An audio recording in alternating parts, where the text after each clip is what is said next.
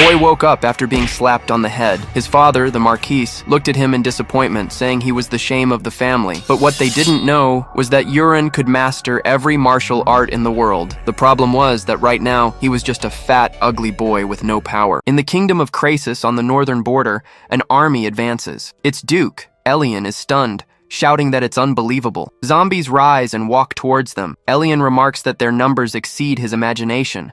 And there's the nightmare poison mist. A soldier tells the Duke to look up, and he is startled. There's even an undead knight, Durian. Not even one of the 10 high-level knights among the living could guarantee a victory against him. He says that with their current strength, they can't win and should retreat to hold for a moment. Elian replies that they can't, as the wall is already damaged. If the gate falls, their kingdom is finished. No matter the sacrifice, they must hold them back today. But something flashes past his side. A young man on horseback, his crimson cape flowing, takes over the battlefield. Elian asks who is advancing so recklessly, and the soldier recognizes him. They're reinforcement from the southern marquisate of Rocks, Yurin Rocks, the one who fights with daggers. The soldier tries to say his opponent is Durian. A mere dagger could never cause damage, until the weapon is driven into the zombie's eye, sinking deep and severing the undead's head from its body. Elian is shocked, and the knight wonders if Durian was merging. He wonders how it's possible as Yurin throws his daggers. Each one hits a zombie and begins to dissolve their monstrous forms, melting them all with a single strike, making people wonder if he's a saint sent from the heavens. Yurin thinks they shouldn't be ridiculous. It was simply anything good for the body he would take for himself. 6 months earlier, the young man wakes up suddenly. He wonders where he is as a maid approaches the young master. Yurin lifts his head and says she's a beauty, but her clothes are strange, and she's carrying a sword. The woman asks how the young master is feeling. She says she'll call the priest this time. Yurin extends his hand, getting the woman's attention. He says he just wants to ask something, but the girl has already left. He gets out of bed, wondering where on earth he is. Then he looks to the side and sees his fat figure in a mirror. He wonders where his young, handsome form went, and why he turned into a fat kid. Unable to believe it, the young man tries to convince himself it's all a dream, and if he goes back to sleep, maybe he'll wake up. The priest approaches and says the young master has finally awakened. Then a man appears in the room and calls him a bastard. The disgrace who tarnished his family's name has finally woken up. The priest tells his lord that he has just woken up, and the punishment can wait. The man grumbles a bit, and the priest says that for someone beaten unconscious, he isn't too badly hurt. His mind is stable, and most of the wounds have healed, which is a relief. However, the Lord shouts that he would have preferred it if he had lost his life, because he was harassing his fiancée.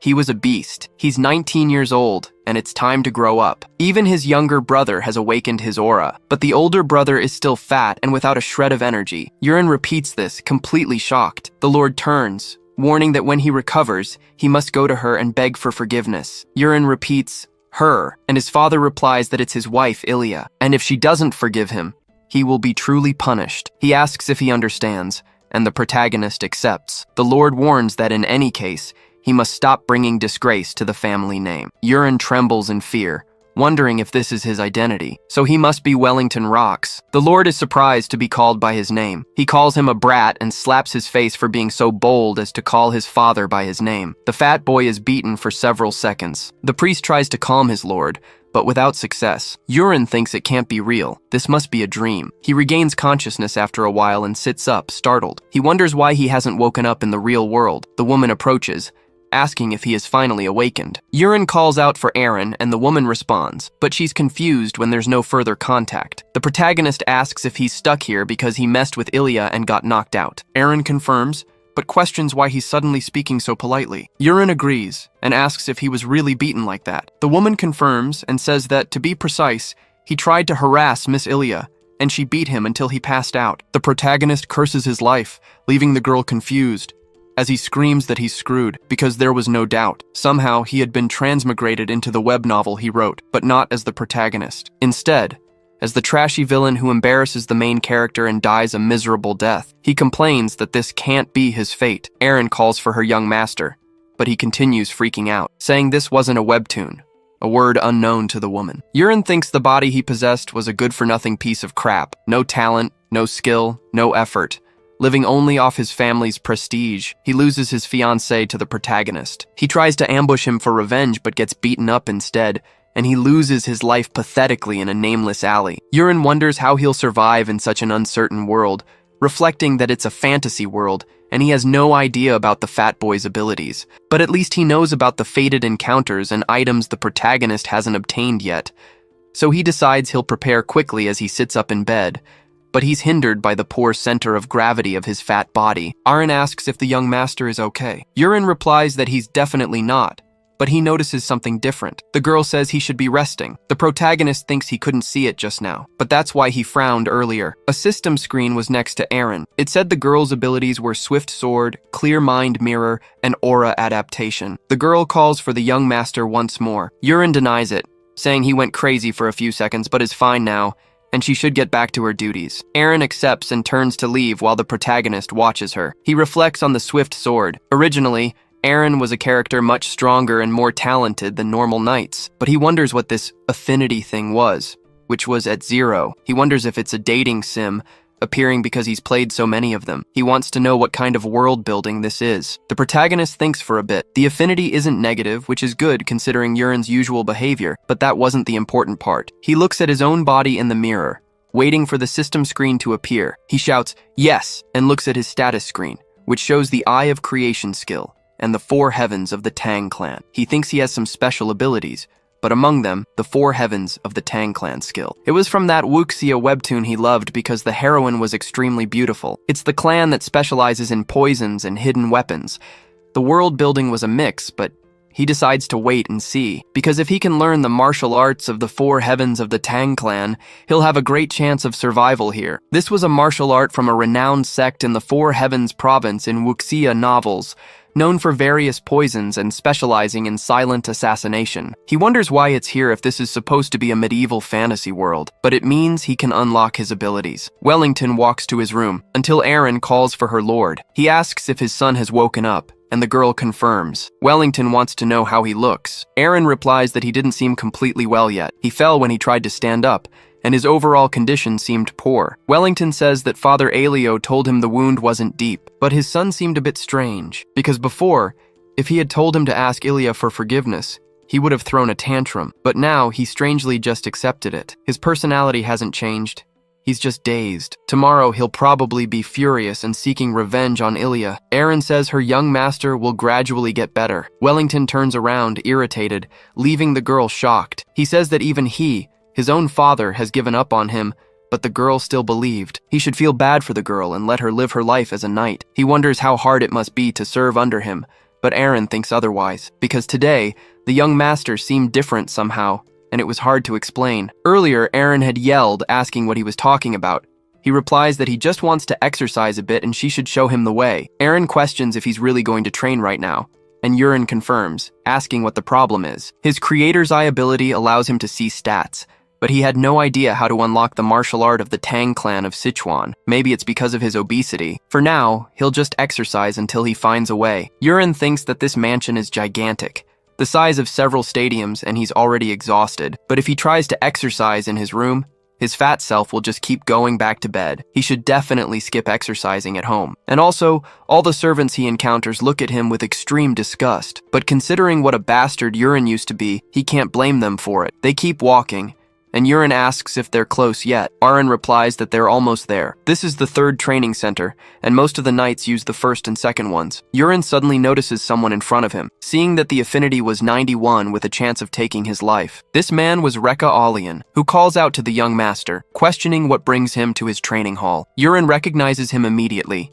and the man laughs, saying it's an honor that the young master still remembers him. Yurin agrees and looks at the sword, frightened. Then he suddenly calls for Aaron, asking if something had happened between them. Aaron asks if he doesn't remember, because a few years ago, when the Marquis forced him to train, the furious young master called Rekka an apprentice knight, and he scarred his face with a sword while laughing. After that, the Marquis gave up on making him train. Yurin shouts that there was no way. Rekka glances at him from the corner of his eye, thinking he's a hopeless piece of trash. Yurin decides he's going to run away. He asks if there's another training hall, as he'd like to use one by himself. Aaron says this is the 4th hall, but it's so far away and the equipment is bad, so it's probably empty. Yurin replies that it's perfect, and they should go there, because if he's going to lose weight, he should do it properly. The bodyguard accepts and tells him to follow. She points out the 4th training hall, and Yurin is panting from the walk. He looks down, seeing a table of equipment, while thinking that the Tang clan of Sichuan specializes in throwing knives, so he decides he should probably give it a try,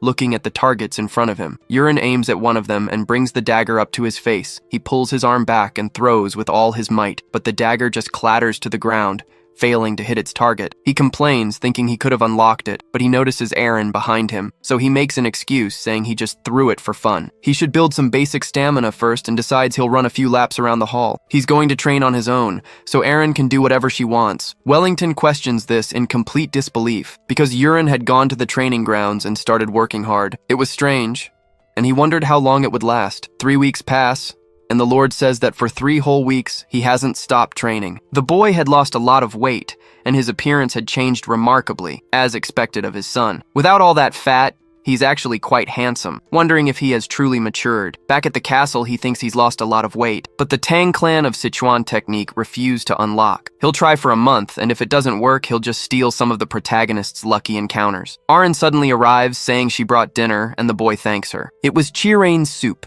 a nutrient-rich meal excellent for burning fat and building muscle. Yuren complains about the food, and Aaron asks if he's tired of it. He confirms, as he's been eating nothing else for 3 whole weeks, and the girl calls out to the young master, asking what he really wants, to lose weight or to become a knight. Yuren replies that he'd like to become a knight, and Aaron says that in this territory, even the powerful Marquis eats chirain soup after training, so the young master should stop complaining and just eat the soup. Yuren reluctantly accepts her orders. He thinks to himself, you live and you learn, but wonders what kind of old custom this is. Anyway, this soup had helped him lose fat, so he'll just eat it for now. He scoops some onto his spoon and brings it to his mouth. Yuren notices something different and wonders what it is. Because today, the chirain soup tasted a little different. The system screen appears before him, warning that he has ingested poison, but another notification also pops up in a chain.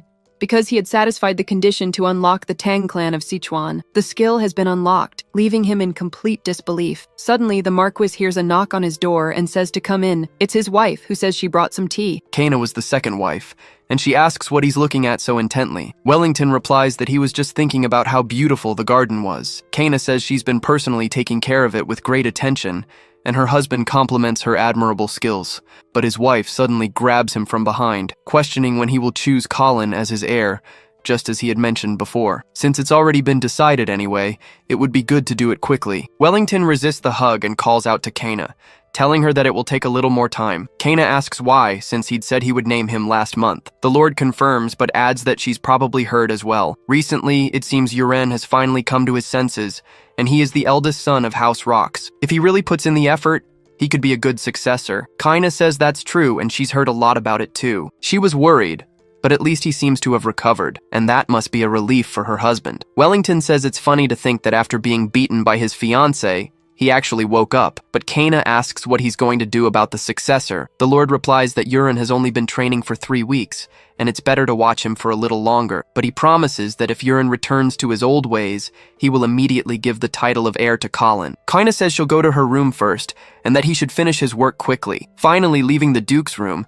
she bites her lip in anger. She calls out Yuren's name and tells him to just wait and see. Back in the room, he's amazed to have unlocked the skill. Then he says that the Tang family of Sichuan specializes in poison, and the condition to unlock it was to ingest poison. But stopping to think, he looks at the soup's stats again, because there was an icon, and he wants to know what's above it. Looking at it made the text scroll down, seeing that it even showed a Hanyang herb used for paralysis. The boy seems excited, and Aaron is confused, wondering why the young master isn't eating. Yuren replies that he will eat and brings another spoonful to his mouth. As he chews, he thinks for a bit longer, wondering who put the poison in this, because normally, Yuren wouldn't lose his life to poison. Something had changed the flow of the story, and now that he thinks about it, there was something that hadn't happened yet. Remembering his father next to Colin, wondering why he hadn't been named the official heir yet. Was it because he started training? In any case, the poison in the food probably came from them. He swallows the little that was left. Suddenly, another system screen appears before him. It notifies him that the conditions for weak paralysis poison have been met. The boy announces he's finished eating. It was so good it brought him to tears, leaving Aaron shocked. Yuren says he wants to be alone for a while and asks if she can leave.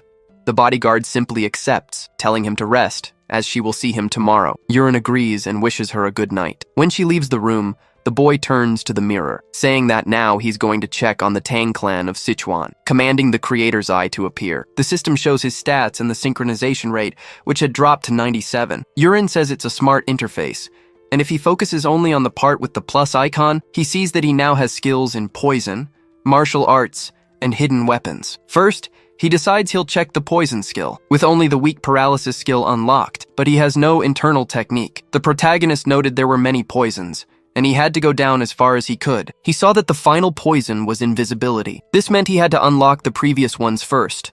It was a tier system. To get the most basic one of all, weak paralysis, he needed an internal technique. It made sense, since the Tang clan of Sichuan used internal energy to store their potions. Now he would check the martial arts. There were 3 options for martial arts: the Black Poison Arts, Thunder Needle, and the Divine Energy of 10,000 Poisons. Yurin said it was an easy choice, especially for a Wuxia fan. The Black Poison martial arts focuses on poison. The Thunder Needle martial art focuses on hidden equipment.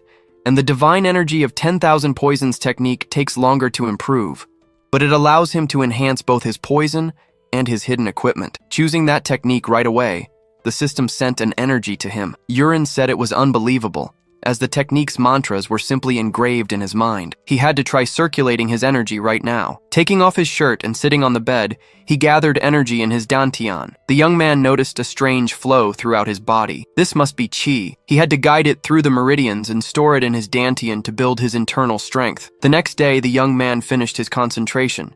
He said it was amazing. Those martial arts novels weren't lying about training all night without sleeping. This was real, and he didn't feel tired at all. In fact, his body was full of energy. He could feel a flow of qi around him. He could tell how many birds were outside the window without even looking. He also felt a warm energy in his dantian.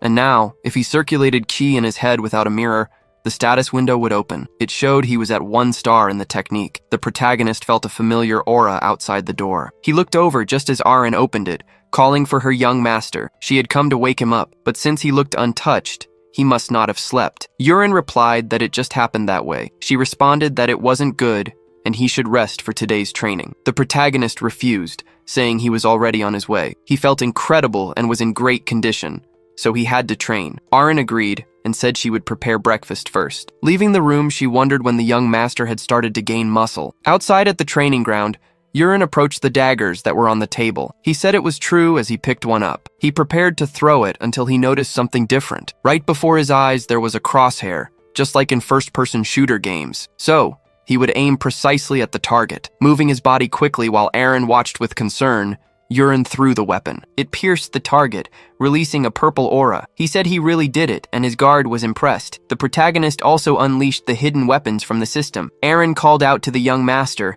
questioning what he had just done. The protagonist answered that he didn't know either, guessing that the results of last month's training were starting to show. She replied, "No way," completely shocked. Yurin reflected that this was the first time he had seen her like this, and wondered if he should try again. He held the dagger once more. He thought that when he threw it, something felt like his internal energy was surging from his dantian, and that was good, because this time he would throw it faster and stronger. Throwing it once more against the target, he embedded the dagger in its center. The target even broke. Arin was completely astonished by this, and the protagonist kept a smile on his face. He thought that having a crosshair like in a game was basically using a hack. Believe it or not, there used to be a first-person shooter game called Battle Attack, and he had won the tournament at the local LAN center. Arin questioned what on earth that was. The protagonist asked if she felt anything different about him, and the guard repeated his question. She said yes, and besides the fact that he had lost more weight than yesterday, she couldn't really tell. The protagonist questioned her about losing weight. Arin confirmed it. He was training every day and drinking chirain soup,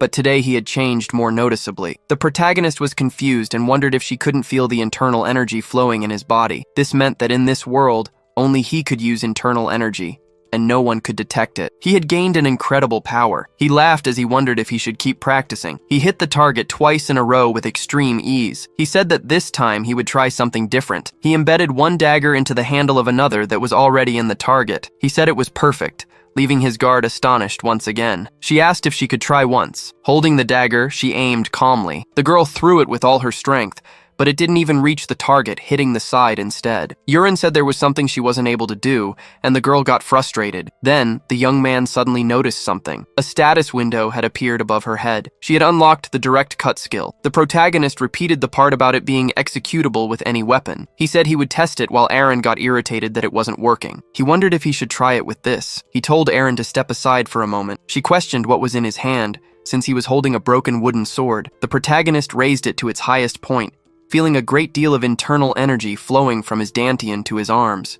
Then he threw it, executing the direct cut. That broken sword embedded itself in the middle of the target, shattering everything around it. Aaron was impressed and asked what in the world that was. She wanted to know what kind of power the young master had. Yurin replied that he wasn't sure. Maybe it was just practice. His bodyguard replied that was impossible. The protagonist said he knew she reported his training to his father, so he had a favor to ask. He wanted her to keep this matter a secret for a while. Aaron questioned this, and Yurin explained that he was testing many things right now and would explain it himself later, so she should wait. She simply accepted, and so the day passed. The household staff said their goodbyes, wishing them a good day and saying they would see them tomorrow. The same routine happened with a man named Peru, who simply accepted. He walked calmly by and then changed direction. Yurin watched this with a cold expression. He decided to use the creator's eye on him. This was Peru, with an affinity of 0, and the powers of poisonous touch and agile movement. Yurin realized this ability allowed him to put poison in his food.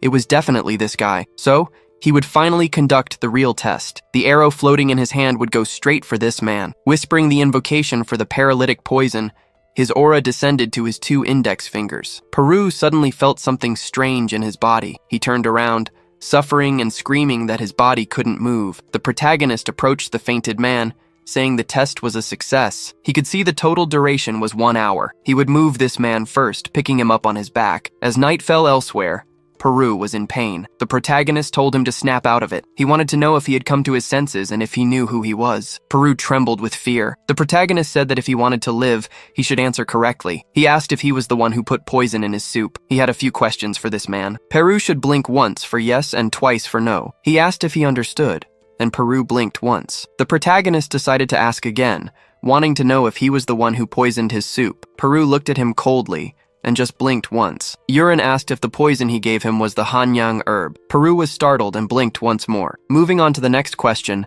the protagonist said that the one who ordered him to do the poisoning was Marchioness Kana. Yurin was surprised by the answer, as Peru had denied it. He told that bastard not to lie. He said he could tell everything, and if he lied, his neck would get a dagger mark. Now he would ask again, wanting to know if the one who gave the order was Miss Kana. Peru became even more frightened and denied it again. The protagonist thought he didn't seem to be lying and wanted to know who it was, but he would put on an act for a while. He told him to eat this and swallow it. It was called the initial poison. The man swallowed, and the protagonist said that from this moment on, he had exactly 1 month left to live. If he didn't take the antidote he had by the end of the month, all the organs in his body would melt. For now, it was better to follow his orders. He asked if he understood, and Peru agreed. Now, the protagonist touched his head, trying to release the paralysis poison, and just like that, the man was no longer restrained. The protagonist told him he could move and speak now, and Peru accepted. Yurin said he would ask one more time. He wanted to know who had ordered him to poison him. Peru trembled slightly in fear,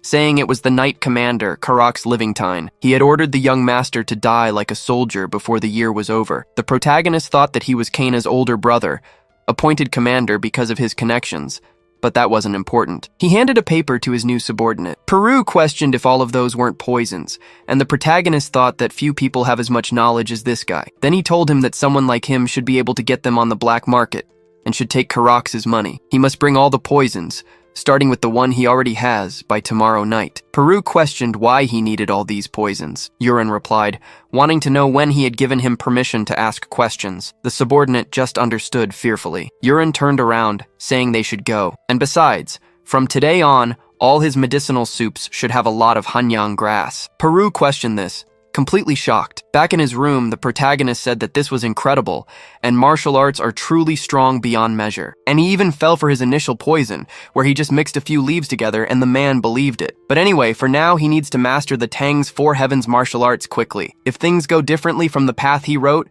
terrible events would happen around the world. After a full day passed, Peru called for the young master, informing him that he had brought all the poisonous herbs he had on hand. He left some ginseng and leaves on the table. The protagonist said this was hanyang grass, the reverse green creeper, and the other was a crow-ink leaf. Peru was surprised, asking how he knew since they were all rare toxic herbs. Urine replied that it was very basic and reflected that he could see all this with the status window. But he changed the subject, asking why he had the other poisons if the hanyang grass would be enough to take his life. Peru responded that hanyang grass takes a long time, and if a resistance develops, anyone can withstand it. If mixed with the green creeper, the effects grow stronger. The protagonist summarized that if the poisons were combined, they grew stronger and became harder to detect. He wanted to know where he had learned about poisons. Peru said that when he was 8 years old, he was sold to the Living Time family and learned from a poison master.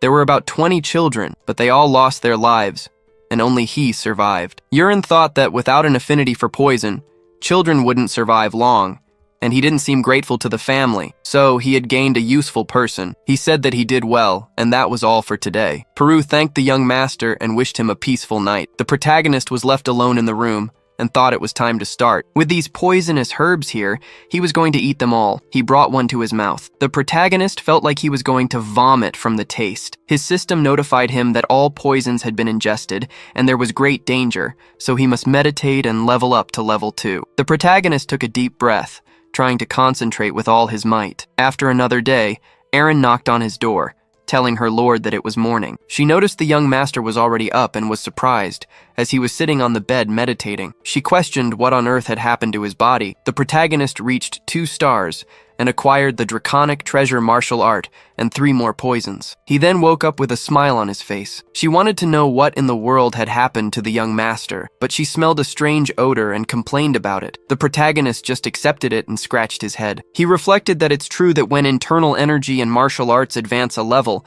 a lot of impurities are expelled from the body. Then he walked over saying it stank a little, and he should open the window. Aaron told him not to and to go straight to the bath. Later in the day, she led the young master. Urine laughed, seeing that he was learning the movements of the Draconic Steps martial art, a movement technique optimized for assassination and evasion used by the Tang family. He couldn't believe he was learning something that only appears in novels. He thought about just imitating the movements for now. Erin called for the young master and turned around. She wanted to know why he was suddenly walking like a drunk, and what was wrong with his body. The protagonist replied that he was fine and she shouldn't worry. He laughed as he walked from side to side. Aaron questioned if he was really okay. He was going to Training Hall 1 today, and there were many knights there. The protagonist confirmed he would definitely be fine. He was just curious about how the other knights trained, and she didn't need to worry about him. Aaron told him they were almost there. The knights trained hard, swinging their swords up and down and from side to side. One knight was surprised and questioned who that person was. That woman was the eldest young master's servant, but they wanted to know who the handsome young man behind her was. People were astonished when they remembered the young master had lost a ton of weight from training.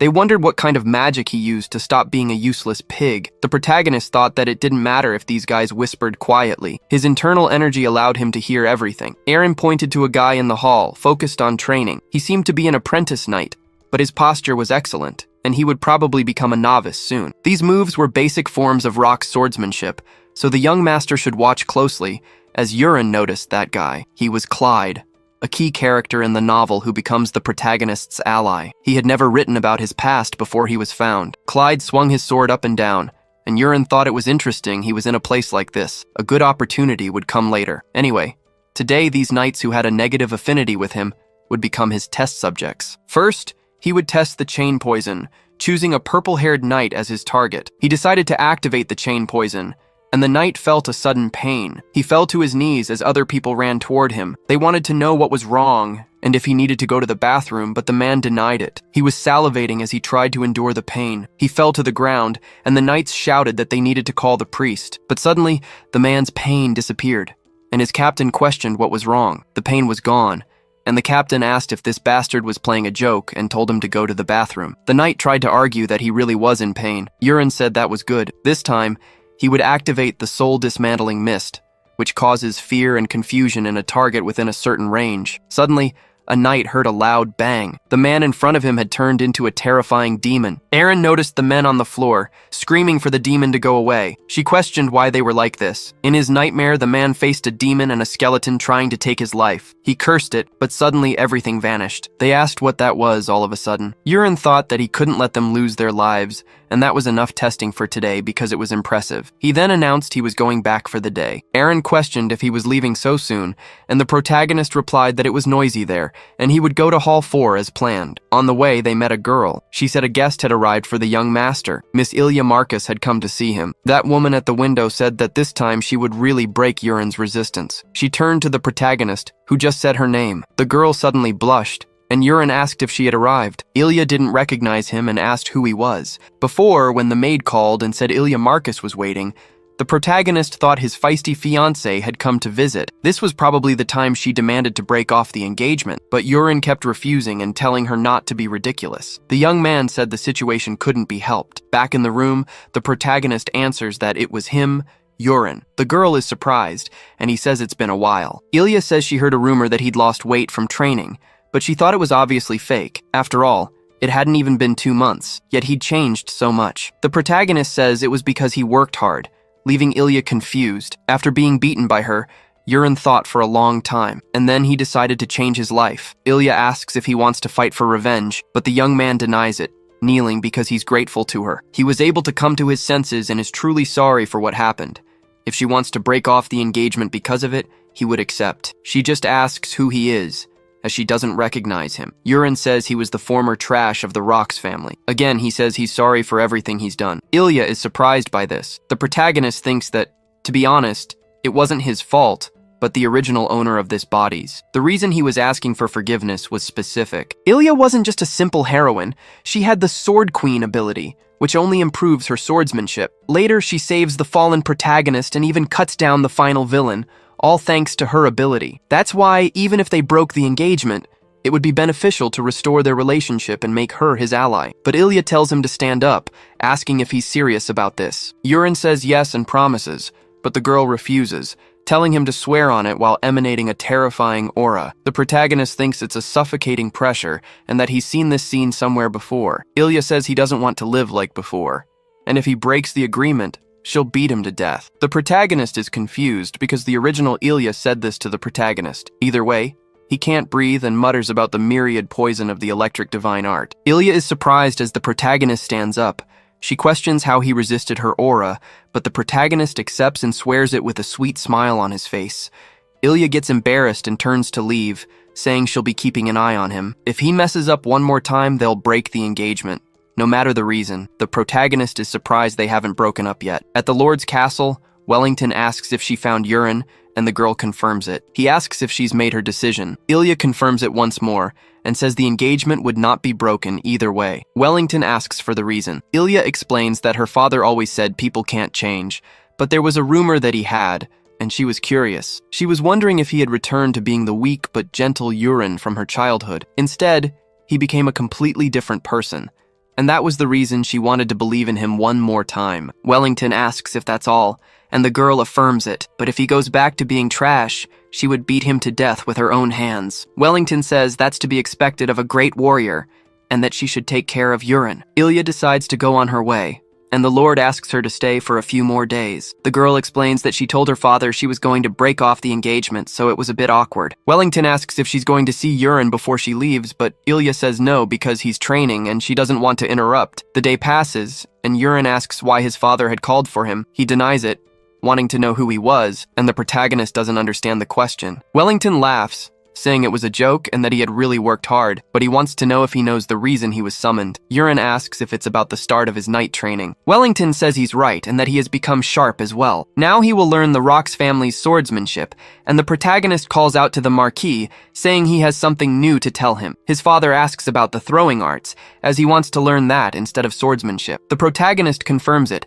and Wellington replies that it's unacceptable and that this vulgar skill is used by bandits. With that technique, he wouldn't even get close to earning knight's armor or defeating a low-level monster like a Barak. Aaron says they should make a bet then, about whether or not he can hunt a Barak with a dagger, and if he was so confident they should bet. His father sighs, saying he's being needlessly stubborn. A warrior's blade needs aura to destroy a Borak's scales, so unless he had practiced throwing for 100 years, he would never be able to pierce them. The protagonist says in that case, he must be sure of his victory, so he should make a bet with him. His father calls him reckless and says he'll take this chance to completely crush his stubbornness. He asks for the conditions of victory. Yurin replies that if he defeats a Borak with his dagger, he'll take care of his own training, and if he fails, he'll do whatever his father commands. As the day goes by, the protagonist thinks it's good that Aren didn't report his training and that the real test is tomorrow. He wonders how many tries it will take to pierce a Borak's scales. Just in case, he'll eat some poisonous herbs tonight and raise his divine body of myriad poisons to 3 stars. He turns around when he hears a noise. Aren calls for the young master and says she's delivering a message from the Marquis. Tomorrow at 12 o'clock, the place would be the first training center. He asks if even she knew about the bet, and Aren replies that not only her, but the entire state was already aware. Thanks to that, the whole place was bursting with laughter right now. They were all talking about how the young master would wet his pants in fear or run away when he saw a Borak, and they were having a good time talking about it. After all, the young master is still public enemy number 1. Yurin says that in that case, all these people would be watching tomorrow, and Aren confirms it. The Marquis wouldn't stop there, and the training center will be completely packed, the young man mutters, complaining that it's the price of fame, but he wants to know what Aren thinks will happen. The girl says it will probably be the young master's day to shine. His divine body of myriad poisons technique reaches 3 stars, and the great time for the test arrives. People celebrate while shouting for or against the young master. Yurin says it's truly embarrassing. His father starts the event, asking if his son is ready. The young man confirms, but says there's a large audience. Wellington says he only told his mage, but somehow the news spread to everyone. He should try not to be embarrassed by it. The mage announces he will begin, and uses his short-range summoning magic. Yurin thinks he's finally going to see magic with his own eyes. A bolt of lightning suddenly strikes the battlefield, with a creature taking shape amidst the smoke. The protagonist thinks there's something even more incredible than that, seeing a monster he created as an author right in front of him. Borak, a sea monster about 5 feet tall. The people think they shouldn't look at it and that it's scary. The protagonist is impressed, as this is what it looked like. This monster, the Borak, was something that came to his mind while eating purple fish sashimi. He was full of ideas for monsters. If it weren't for the legs and arms, it would even be a little cute. The monster charges at the young man. Yurin just notices the attack and dodges, getting behind the creature. The people are impressed, and the Lord says it's not over yet. Borak turns around, confused. The protagonist thinks he just moved forward without even thinking. But it wasn't as fast as he imagined. First, he'll see how hard its scales are drawing a dagger. Then he notices something different. There was something like a target marking one of the creature's weak spots. The protagonist decides to try it and swings his arm to throw the dagger. His ki flows into the blade, and it hits the creature's weak spot. The Borak suddenly feels extreme pain, falling to the ground lifeless, preventing any kind of entertainment for the audience. The protagonist complains, thinking it went down in just 1 hit. The people are impressed, and even Wellington is completely shocked. Everyone shouts for the young master, saying he really did it. The young master had defeated the Borak, and it was so cool. They applaud him, until a voice calls Yurin a brat, asking how in the world he did that. The protagonist says he aimed carefully and hit the right spot. His father complains that he can't accept it. A Borak had lost its life to a simple dagger, and that was impossible. The protagonist questions if the great Marquis Rox would go back on his word. His mage calls the Marquis, saying that under the Borak's arm was a scaleless spot, and the young master hit it right there. Wellington complains that it was pure luck, but the protagonist says a bet is still a bet. His father asks to go just 1 more round. He'll add another promise instead. If he wins this time, no matter what he asks, he will be granted 1 wish. But if he loses, he must go back and learn swordsmanship as they agreed, which excites the protagonist. His father says that this time his opponent will be a knight, not a Borak. He asks if he'll accept the challenge now. The protagonist says yes. It didn't matter to him. He thinks that, on the contrary, this was his chance. He was going to deal with the commander of the knights, Karox. He wonders if this could be the opportunity to break the guy's arrogance, but he still wants to keep Peru's poison and decides he should let him go for now. Wellington says that a fully trained knight would surely be too much for him to handle, so he would put an apprentice in his place, making it fair enough. The protagonist thinks about it. He wonders if he could choose the knight. He chooses Clyde as his opponent. The man walks toward the arena with his sword on his back. He says the Marquis has summoned him, and Wellington notes that he seems very confident. He was going to give Clyde a task. The apprentice accepts, saying he will follow any command from his lord. He tells him to straighten that kid out, and Clyde turns around. The young master just nods at him, leaving the swordsmanship apprentice completely confused. Wellington asks what's wrong, and if he wasn't confident, he could do it. Clyde denies it and says he'll do as ordered. The protagonist tells him not to worry too much. He's just going to throw 3 daggers, and if Clyde blocks all 3, he can consider it a victory. Wellington questions if he sees the brat's arrogance and says Clyde must teach him a real lesson this time. Clyde readies his sword, and the protagonist circles the arena. The knights say that if he loses, there's no dinner for him tonight, and he'll have to run 100 laps around the training field. A person in the audience with a female voice says that the young master can do it. He thinks that whoever it is, they were rooting for him. Clyde calls out to the young master. He announces he's ready, and Urin turns around as well. He prepares his first dagger, thinking he'll start by turning out the lights. But he notices something strange. Compared to the fight with the Borak, his opponent had many more openings. If he hits one of them, he could take his life. He won't let that happen throwing his first dagger. He was just going to go straight for it. Clyde says it's a good one and tries to defend with his sword. He is forced back about 4 steps because of it. The crowd wonders what that sound was, as it sounded like a cannon blast. Wellington tells him to wait and notices the dagger falling to the ground. He picks it up, wondering how so much power could come from a common dagger. Clyde trembles in fear, his sword pierced through. The protagonist asks if he's warmed up now, as he can see what happens if he lets his guard down. He tells him to get ready, because this time he was going to throw with everything he's got. He emanates a pressure that makes the aspiring knight tremble. The protagonist thinks that he is still a main character after all. He won't lose like this. Urin decides it's time, preparing his dagger for a direct throw. That thunderous blast happens once more and approaches the knight. Clyde tries to counterattack with his longsword, but a collision with an immense noise takes over the arena. As the smoke begins to clear, the people are astonished. The Marquis can't believe the result, as Clyde has fallen to his knees. He trembles with fear now, his sword broken in 2 pieces. He lets it go, leaving Marcus Wellington speechless. He calls out to Urin, telling him they should talk, just the 2 of them. The protagonist says the match isn't over yet. There was still 1 dagger left, and the Marquis questions it. He says that was enough, but Urin decides he will ask him directly. He calls for Clyde to raise his head. He calls out to his young master. The protagonist asks if he's going to end the battle like this, and if someone who wants to become a knight would accept such humiliation. Victory or defeat, a knight must swing his sword until a clear end. That was the way of a knight. He then shouts that he will ask Clyde one more time if he's going to give up like this. The knight murmurs a little, calling for the young master, but then he orders them to bring him a new sword. He gets up, emanating an energy as he says he won't back down like this. The knights are stunned, and the Marquis asks how a rookie was awakening his aura like that. Urin thinks that, as expected, at this opening point, Clyde's berserker skill manifested. Now he can test higher-level techniques. The opponents stare each other down for a few seconds. Clyde calls out to the young master, telling him to throw his dagger. Wellington denies the situation in his thoughts. For so much aura to manifest, it was a talent on the level of a high-ranking knight. He wonders what Urin will do, and the protagonist simply replies that it's good. He takes his last dagger and puts all his strength into it. He throws it awkwardly toward the man. Clyde wonders what that was and why it was so slow this time. He yells that Urin is just messing with him.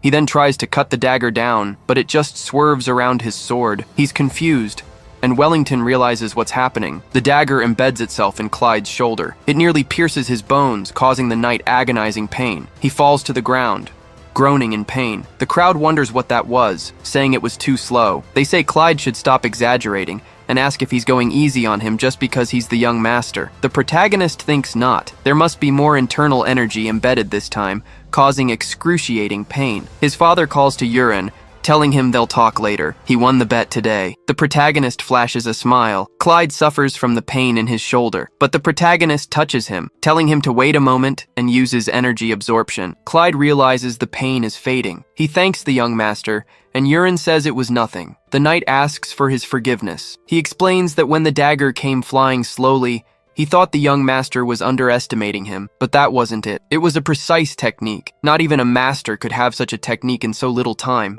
So he must have been hiding his true strength. He asks if there's a secret faction targeting the Marquis's family, and if that's why he was hiding his strength until now. He says it's no wonder it seemed strange that only the young master was left behind. It was a noble sacrifice. Urin thinks this guy always loved conspiracy theories, as Clyde says the young master's attitude was laudable. He says that when Urin fights this secret organization, he should just ask if he needs him. The protagonist wonders when his favorability got so high. He accepts and says they'll meet again later, thinking that Clyde is a simple-minded berserker with a good nature. Clyde tells him to trust him, as he will spread the word that the young master was never trash, and will make sure everyone hears the rumors.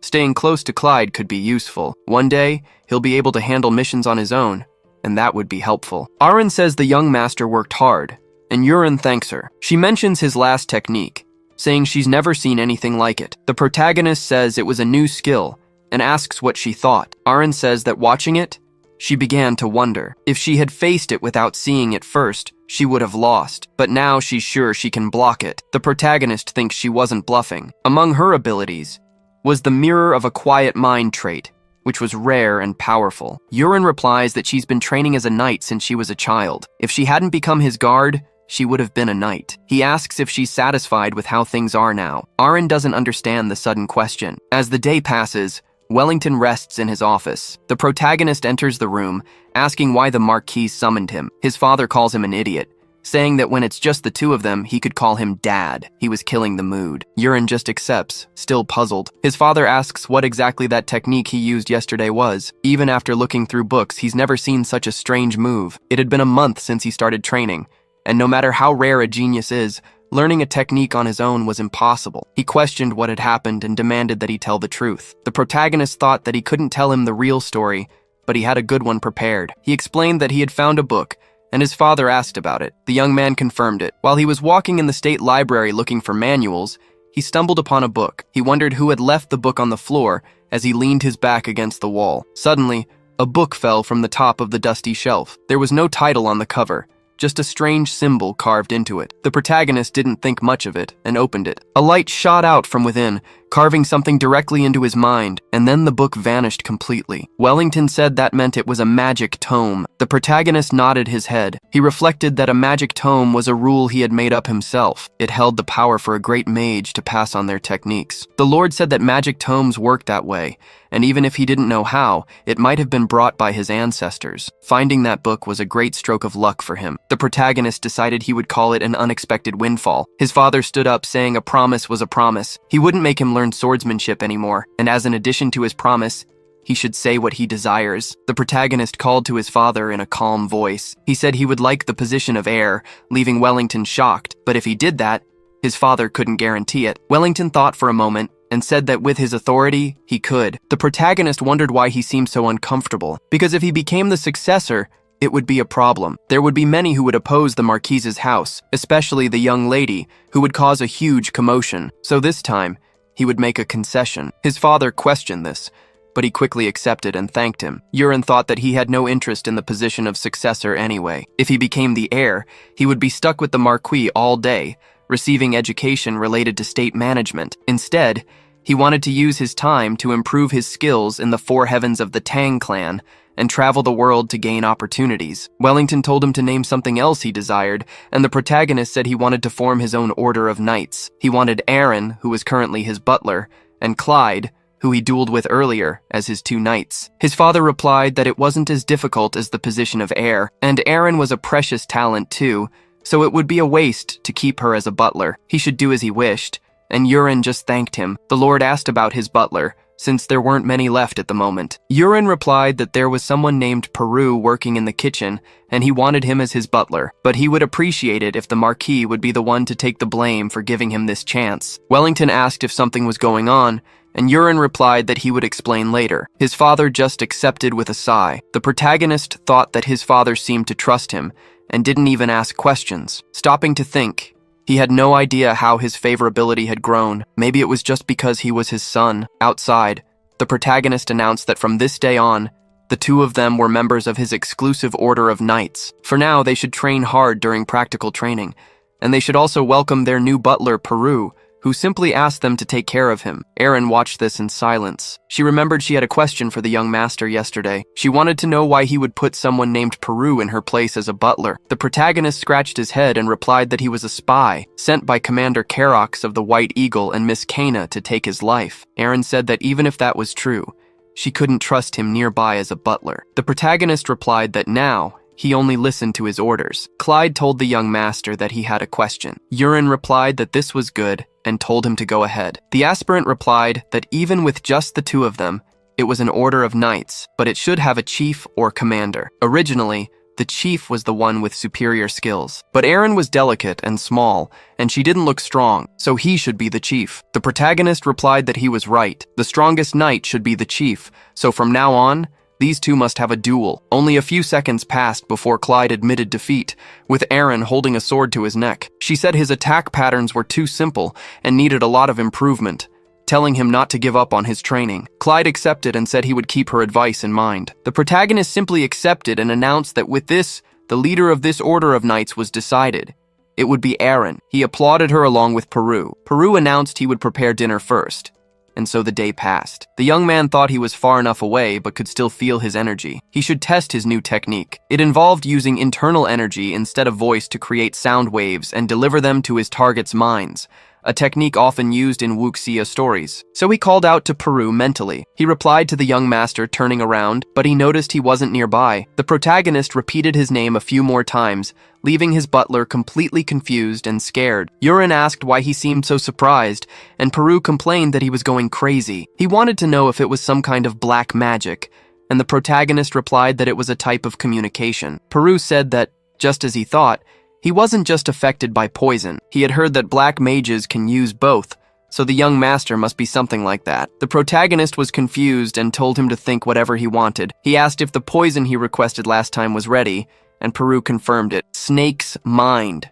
A poison extracted from 100 venomous snakes was ready. The protagonist told him to make sure to put a lot of the poison in his celebration soup. Peru trembled with fear upon hearing this, but accepted, saying he understood. The next day, the protagonist opened his eyes after meditating. He sighed deeply once more, thinking that he was still at the 3-star level, and his internal energy wasn't growing as he had hoped. He didn't know how much time he had until the world's crisis, so he had no choice but to leave the Marquise's estate for now. He went to his father's room and announced that he was planning to leave.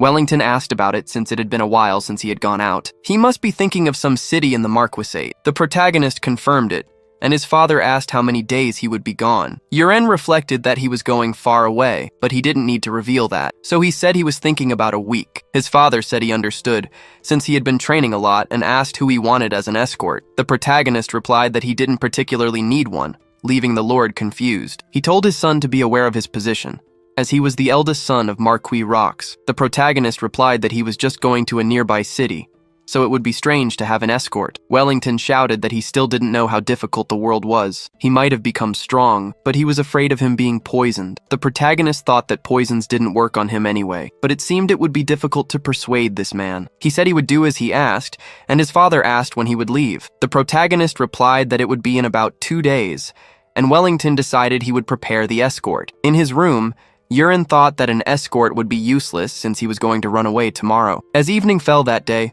the protagonist called Peru to his room. He explained that he was going on a trip but had no money and was asking him to bring some. He must have the money Crocs gave him to buy expensive potions. When asked if he wasn't planning to hand it over, Peru denied it and said it was an honor, so he would bring it anyway. The protagonist asked if he had anything else, because the last time he saw him bring poisonous herbs, he had a subspace pouch. It was a common item in fantasy novels, one that could easily hold about a ton. Peru said he would give it to the young master, though he was very reluctant. Yuren accepted and thanked him, since he wouldn't need a backpack anymore. But anyway, he told him to take something else, showing him his fake medicine. He said it was the 1-month antidote for his poison. The protagonist said that since he was doing a good job, he was counting on him in the future, and if he did well, he would give him the complete cure soon, which made Peru excited. The next day, near dawn, Yuren mentions he left a package, so he should leave stealthily. He walks through the mansion with extreme ease. The young man thinks that, as expected, no one was around. A gardener notices the young master and says hello, mentioning that he woke up very early today. The protagonist just goes along with it,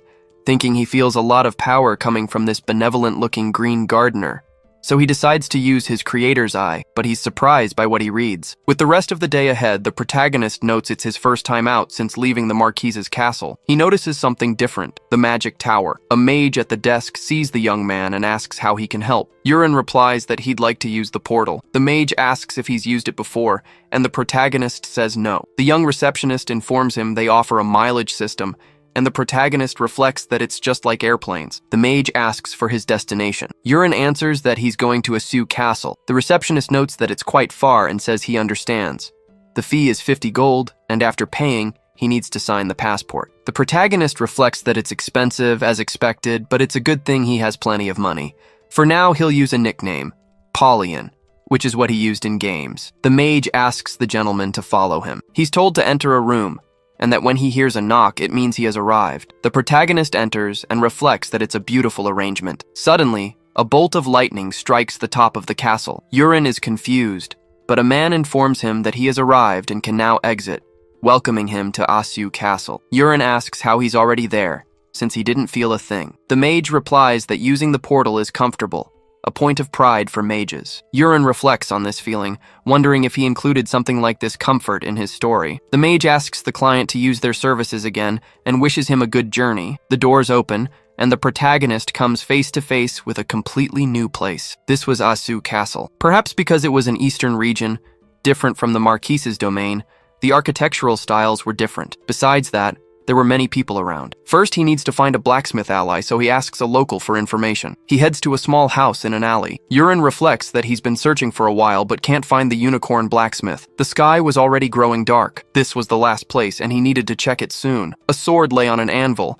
and a blacksmith struck it with his hammer to shape it. The protagonist asks if anyone is there. The blacksmith notices the new customer, and the protagonist confirms that's what he is, but he'd like to ask about something. Among the blacksmiths here, he wanted to know if he happened to know someone called the Unicorn Blacksmith. The man replies that he doesn't know any blacksmith by that name around here. Yurin wonders if he came to the wrong place, but the blacksmith says that, in any case, that was the name he planned to use for his shop soon. Yurin uses the creator's eye on him. He sees his name is Giranox and that he has the demonic weapon creation trait. The protagonist thinks he's found the right place. He asks if he can take a look at the weapons he's selling. The blacksmith tells him he can go this way to browse. Yurin examines all the weapons and armor on the wall. He asks how business is going and the blacksmith is confused. But he says that since the shop is at the end of the hall and his skills aren't amazing, even though customers come by occasionally, they usually just look and leave. He's not sure how much longer he can keep this up. The protagonist reflects that this is interesting, as the equipment here is no joke. He sees the Wind Spirit Rapier,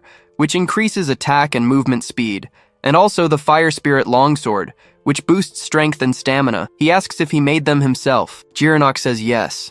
But when he finished them, they turned out to be major failures. Once crafted, the swords became abnormally heavy, and even a strong man couldn't lift them, so no one decided to buy them. Yurin thinks it's because unworthy hands touched the blades.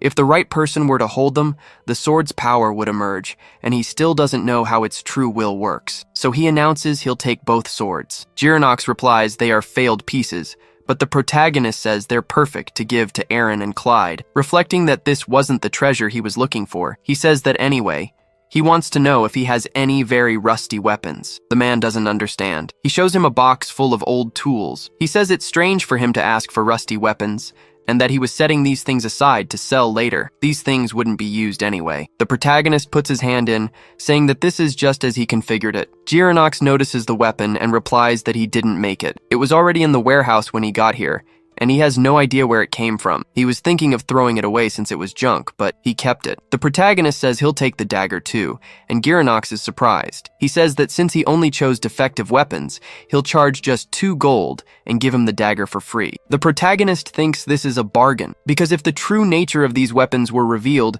he couldn't buy them for less than 200 gold pieces. But more than that, it was the blacksmith he wanted. So he brings up his failing business again and offers him a deal. Close the shop and become his personal blacksmith. Giranox says this is very sudden and doesn't know how to respond. He's not exactly against closing, but it's very abrupt. The protagonist decides to introduce himself first. He is the invincible spear that guards the south.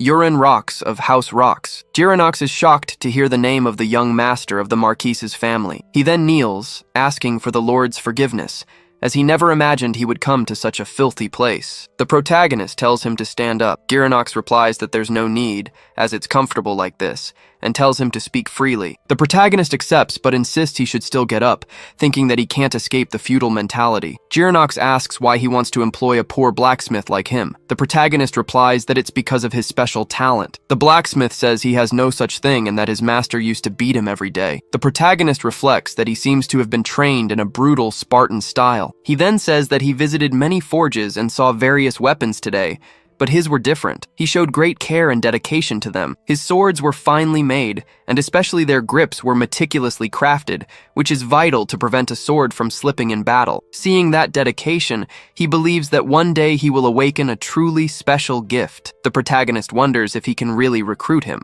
Giranox replies that he will follow the young master, but he really wasn't like the rumors said. The protagonist asks if he means the one about him being trash. In any case, he's going to show the blacksmith something fun. He places the tip of his finger on the dagger, and then commands it to awaken with his blood, for it is the relic Agnes of a million forms. The weapon begins to levitate and leaves the protagonist's hand. The blacksmith wonders what that is. It looked like a legendary ego sword, and Yurin thinks that originally, the protagonist was supposed to obtain it. The system asks if he wishes to form a soul contract with Agnes, and the young man proceeds. The soul takes on a different form with a strange kind of voice.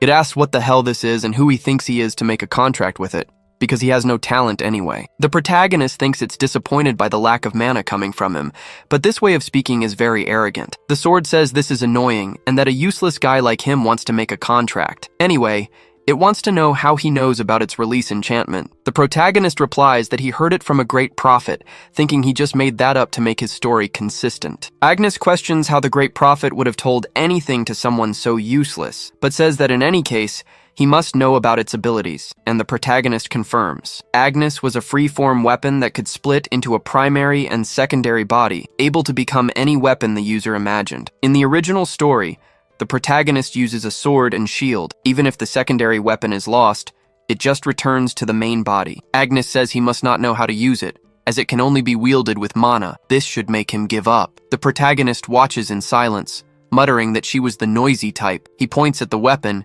thinking he can wear it like a ring. Agnes says it was hot and felt like she was melting, while the protagonist thinks that internal energy works well with mana. Anyway, he calls for Giranox.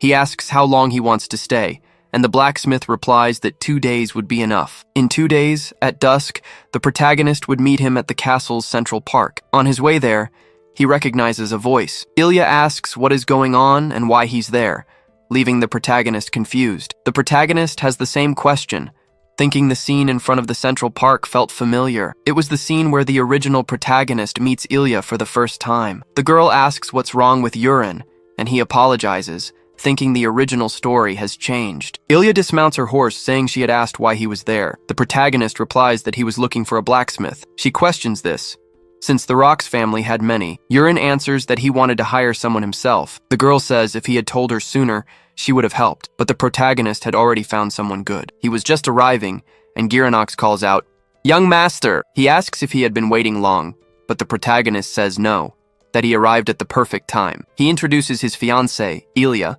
just as someone interrupts, calling for the team leader. They were about to leave, and he wanted to know who this person was. Ilya calls over Musk and introduces her fiancé, Yurin Rox. The man repeats the name fearfully. He says it's incredible to see a member of the Marquis Rox family in a place like this, introducing himself as the commander of the 5th Division of the Marcus family Knights. His name was Musk Malone, and the protagonist says it's a pleasure to meet him. He reflects that he already knows enough, but to put it simply, this guy was a pathetic extra with an annoying personality. In the original story, when Musk and his knights were on the move, children blocked their path. The protagonist intervenes, a fight breaks out, and Ilya appears just in time to stop everything. That's how their relationship started. But the important part was this. The original hero was supposed to accompany Ilya into battle and save her from a life-threatening situation. But he couldn't just wait for that hero to appear. So he has no choice. He can't let her die. He calls out to the girl and asks where she's going. Ilya replies that because of the growing waves of orcs around Asu Castle,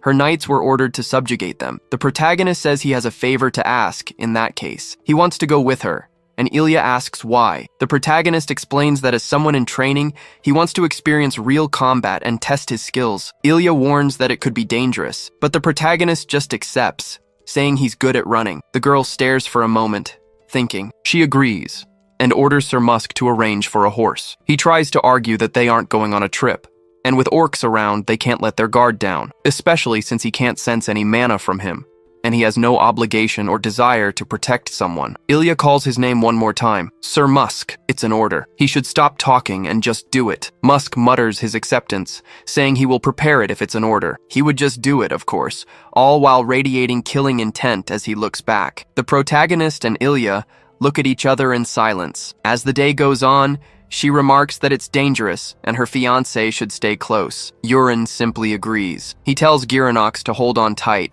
and he accepts the young master's order. And so, the army begins to advance. In the area ahead, Ilya announces that for now, they will split into groups of 5 to find the orc village. They are not to attack first, but to fall back and signal if they find it. So they split up, and she heads down one path, turning with her group. They advance and the day fades into night. A soldier comments that the tracks are far apart and hard to follow. Plus, it's getting dark, and he asks what they should do. Ilya says they have no choice and that they will turn back for now. But a sound suddenly startles the group. It was a signal flare. Then another from a different direction, and more from other locations. Ilya asks how many they've seen so far. The total is 5, but Yurin thinks to himself that there are only 4, since he hasn't signaled. The leader decides to head to the northwest desert first, so they start riding in that direction. As they get closer, Ilya notices something. All her soldiers are dead. The members of her group are horrified. Even their armor has melted. They wonder what could have hit them. Ilya orders them forward, toward the signal flare from the south. They ride in that direction with extreme haste. She finds the same thing when she arrives. All her soldiers are dead. Her companion warns that they must move to the next area quickly, but Yurin interrupts, saying they can't go now. Ilya questions this, calling her husband's name. The protagonist warns that the orcs are hunting the soldiers one by one. At this rate, they have no chance of victory. They must stop the operation and use a signal flare to gather their forces here. One of her soldiers tells him to be quiet, that he knows nothing about advancing in formation like this. This is all a mess because of a punk like him. Yurin thinks that in the original story, the protagonist was also blamed. He was cursed by the readers for dragging them through such a frustrating plot. He's having post-traumatic stress just thinking about it. Musk says he knows nothing about battle, but the protagonist tells him to shut up, leaving the soldier completely shocked. He suddenly falls to the ground in pain, and Ilya cries out in disbelief.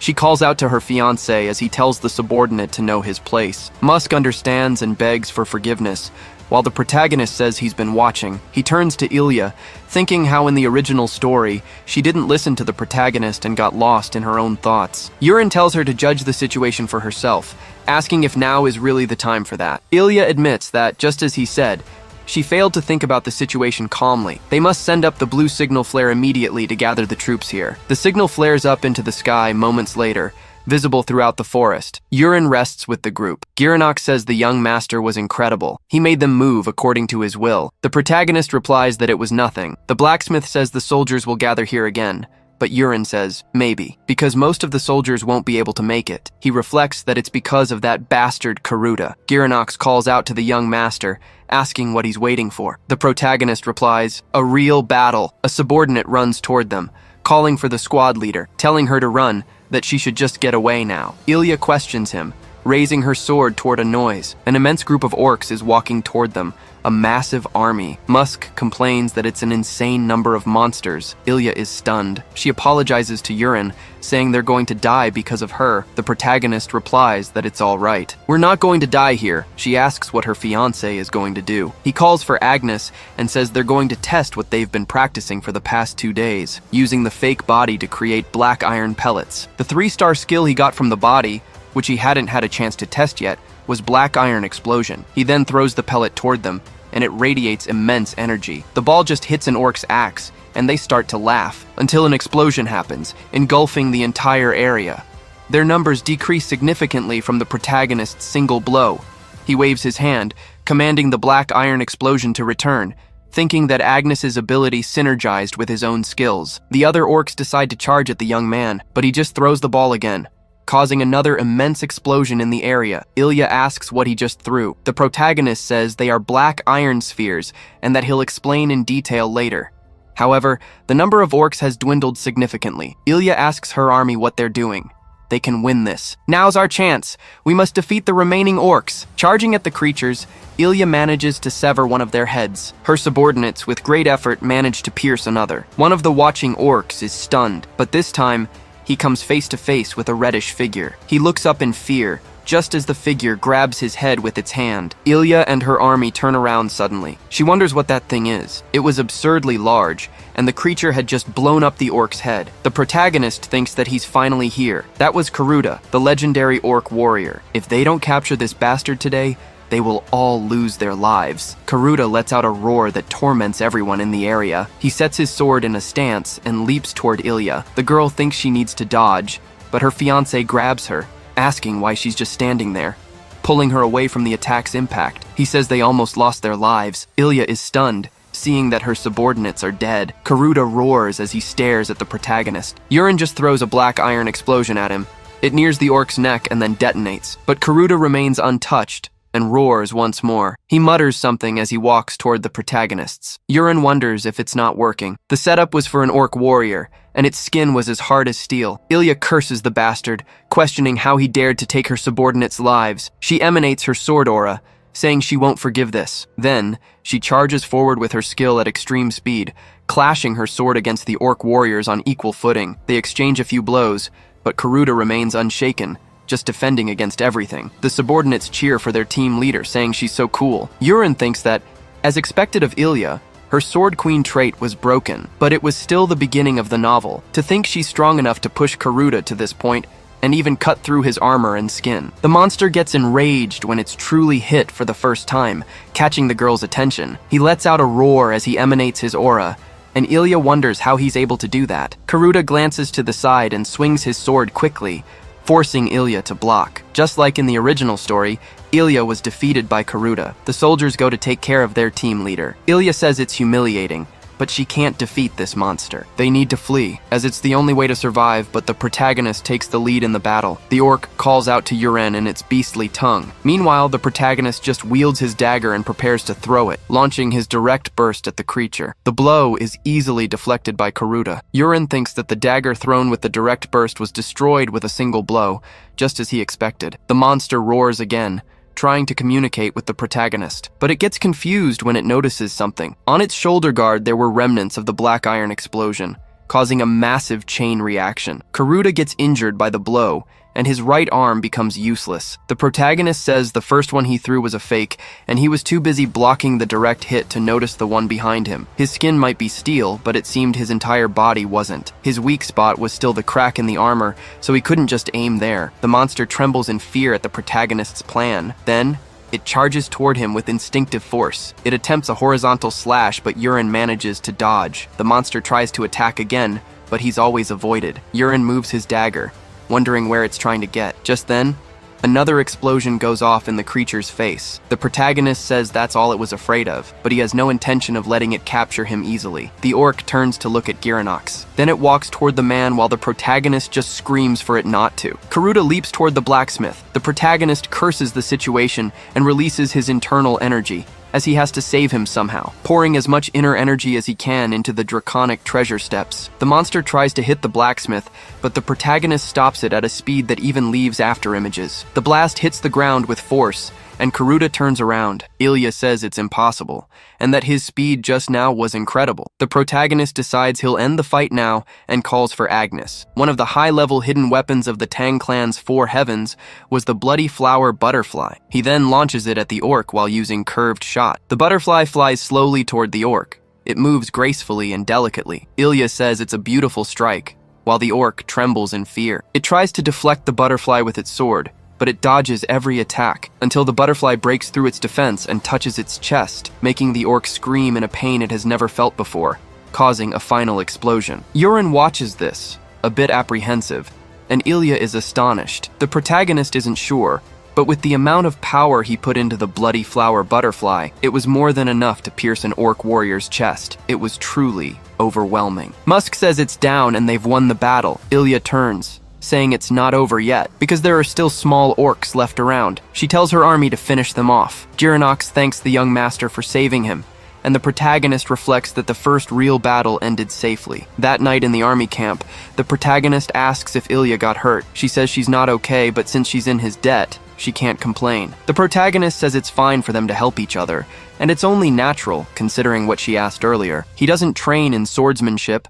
but in hidden weapons, leaving the girl confused. The protagonist confirms it, saying the explosive sphere and the butterfly at the end were his hidden weapons. She finds it unbelievable because they were so powerful. Yurin reflects that it must be hard for her to accept. He's sure she spent her whole life thinking the sword was the best weapon, but now her horizons have expanded. A knight informs the captain that he has prepared a magic bag. Ilya accepts and says they might not be able to find all the bodies right now, but they should at least take the leader's head, plunging her sword into Karuta's body. She lifts the head, saying its size is incredible, and if they put it directly in the magic bag, it'll get all dirty. Ilya says it's fine. The bags were made for storing enemy heads, so they shouldn't feel bad about it. But since night is falling, they should head back now. So they move out on horseback as Musk finds the captain. She asks where he's been, since the signal fire was lit a long time ago. The man acts confused and says they were ambushed by orcs far from here and were delayed because of the fight. Ilya understands but wants to know where the others are, as only 2 of them remain. Musk replies that they were defeated and the orcs were stronger than they expected, but the captain demands to see the bodies and orders him to take her to them, while the knight tries to change the subject. He walks toward her as Ilya continues to give orders. Then he says he'll explain where they were positioned first, until he stealthily draws a dagger to try and attack Ilya, but the protagonist severs his arm. Musk falls to the ground, writhing in pain. Yurin says he claimed to be fighting orcs, but there isn't a drop of green blood on him, only red. He's not falling for that. He was clearly collaborating with the creatures, leaking information from the start. Musk asks how he found out. Ilya draws her sword, saying that's just how it is. The man tries to say the Malone family had great achievements serving the Marcus family, but she just calls it a load of crap, telling him to stop as she cuts him again. And so the night continues. At the noble residence in Aso Castle, Girinox wakes the young master, calling his name a few times. Yurin gets up and asks what he needs, but the blacksmith says it's almost lunchtime. Besides, Captain Ilya is here to see him. The girl appears, wearing a black dress, and asks if her fiancé slept well. The protagonist is completely confused. He asks what's with the outfit. Ilya replies that Yurin must come to her house, because her father told her to make sure she brought him along, and she asks if he'll come. The protagonist thinks that seeing her up close, calling her the most beautiful woman in the world is no exaggeration, and he says he'll definitely go. Ilya says she'll wait for him out front, and that he should get ready to leave. Yurin starts to think for a moment, noticing that her favorability just keeps growing since he helped her that one time. Outside, the protagonist calls out to Ilya and apologizes for keeping her waiting. The people outside glorify the iron-blooded knight, Miss Ilya, who single-handedly defeated the orc warrior, and the glory was all hers. Yurin thinks this title was given to her for not giving up even when facing death, and it was the same as in the novel. The people also shouted that he was Lord Yurin, the Iron Mage, and that he was extremely handsome. The protagonist is confused by this, thinking these nicknames spread from the soldiers who witnessed it. He figures they saw him manipulating metal spheres and thought he was a mage, when Ilya suddenly calls out to him. She says she's mentioned it before, but she's very grateful for being saved twice. The protagonist says she doesn't need to mention it, as it was only natural. The girl explains that at dawn, she went to the forest to recover the bodies from the terrible battlefield. It was heartbreaking to see all their bodies cut down throughout the forest. Then she realized something. If it weren't for him yesterday, they would have ended up the same way. The protagonist looks down, lost in thought. Ilya declares she will train harder and become stronger. She would surpass everyone without exception and never be defeated again, while Yurin thinks that her talent has truly blossomed. The mages prepare a portal to the Marcus estate, and Ilya explains that since it wasn't far, her father sent the family's mages. They should go now, she says, as they meet in the middle of the portal. Those mages begin their conjuration, and the teleportation magic is cast. Yurin and Girinox are astonished by this. Meanwhile, Ilya says it's been a while since he last visited her territory. The protagonist thinks that in the blink of an eye, the scenery changed, and he feels a little dizzy. Girinox wonders if all noble families have such immense residences. In any case, it seemed the protagonist was invited for a meal. In the original story, the protagonist only ate chirain soup from the Marquise's estate every day. But today, he would finally taste real noble cuisine. The Marquis welcomes his son-in-law, telling Yurin to come in. Yurin tries to bow, but he's told to just sit down, as there's no need for formality. The young man simply accepts and sits across from Ilya. Marcus says he should first thank him, because before being his fiancée, she is his daughter, and he is grateful that he saved Ilya's life. The protagonist says it was nothing much, just something he had to do. Then, the meal is brought to them. The protagonist waits anxiously for it to be revealed. It was the special chirain soup of the Marcus family. The Marquis says that, much like the Rox family, they have their own secret recipe, and their tradition is to eat chirain after a battle, so he should please enjoy it. And Yurin thanks him for the food while trying to convince himself he is capable. Suddenly, while they are eating, the Marquis asks when they plan to get married. The protagonist is confused, and the Marquis clarifies he's talking about his daughter. Yurin thinks it must be a test since the Marquis must dislike him, as his affection level was 10, even after he saved his daughter. So he replies that he would marry her right now if he could, and Ilya gets embarrassed. The protagonist continues, saying he isn't the family heir yet, and his annoying past made people look down on him. To be worthy of Ilya, he would change himself, and once he becomes the heir, he will take her as his wife. The Marquis questions if he thinks that's possible, as he's heard his younger brother is considered a genius. And did he really think he could surpass him and become the heir? Yurin replies that he is definitely capable. The Marquis laughs, saying he has really changed, just as the rumors said, and that he would support him. But he changes the subject, saying that before he arrived, a message came from Wellington. News of his presence had already reached the Rox family through magic communication. The protagonist asks what his father said, and the Marquis says they should communicate after the meal. The protagonist just thanks him and looks at Ilya eating, wondering why she was in a bad mood again. In any case, it seemed he was able to leave a good impression on Marquis Marcus. In another room, the communication begins, and a mage takes the sphere to the Rox household. It then begins to project the Lord's image, and the protagonist thinks it's like a projector or a video call. The young man calls out to his father and asks for forgiveness, while his father curses the brat. But he asks if he was hurt anywhere, and the protagonist says no. Wellington changes the subject right after. He wants to know if it was true that he saved Ilya and took the life of an orc warrior. The protagonist replies that he just got a little lucky. His father understands and says he'll hear the details when he returns, asking when he would be coming home. Yurin decides he will return the day after tomorrow. His father tells him to bring his brother when he comes, leaving the young man shocked. The Marquis mentions that Yurin will be leaving soon. He says it would be nice if he stayed a few more days, and Yurin replies that he would like to. However, his father had given him a task. The Marquis says it's a shame and offers to provide a magic portal so he can travel comfortably. Yurin sighs, but decides to refuse, even though he's grateful. He was at a stage where he needed to improve his skills by training himself, and it would be better not to rely on a teleport. The Marquis says he really has become a different person. He was excited to find out how strong he would become, and the protagonist thanks him. Ilya smiles at that response, and Yurin thinks she must have liked it. Outside, the protagonist thinks that he has a reason for not using the Marcus family's teleport. Giranok says the path to the capital is the other way, and that Yurin had said they were going there. The protagonist explains they have a place to stop before that, the great mountain next to the Marquisate known as the Dragon's Clearing. Giranok asks about it, and Yurin says he wants to go there before heading to the forge. He asks if the young master will make a wish too, but the protagonist says no. He was going to take possession of a treasure instead, one the original protagonist would have found later. They continue walking through the area. The cave called Dragon's Clearing was the home of an ancient species, and his subordinate comments that it's early, but there are many people. He asks if there's really a treasure there,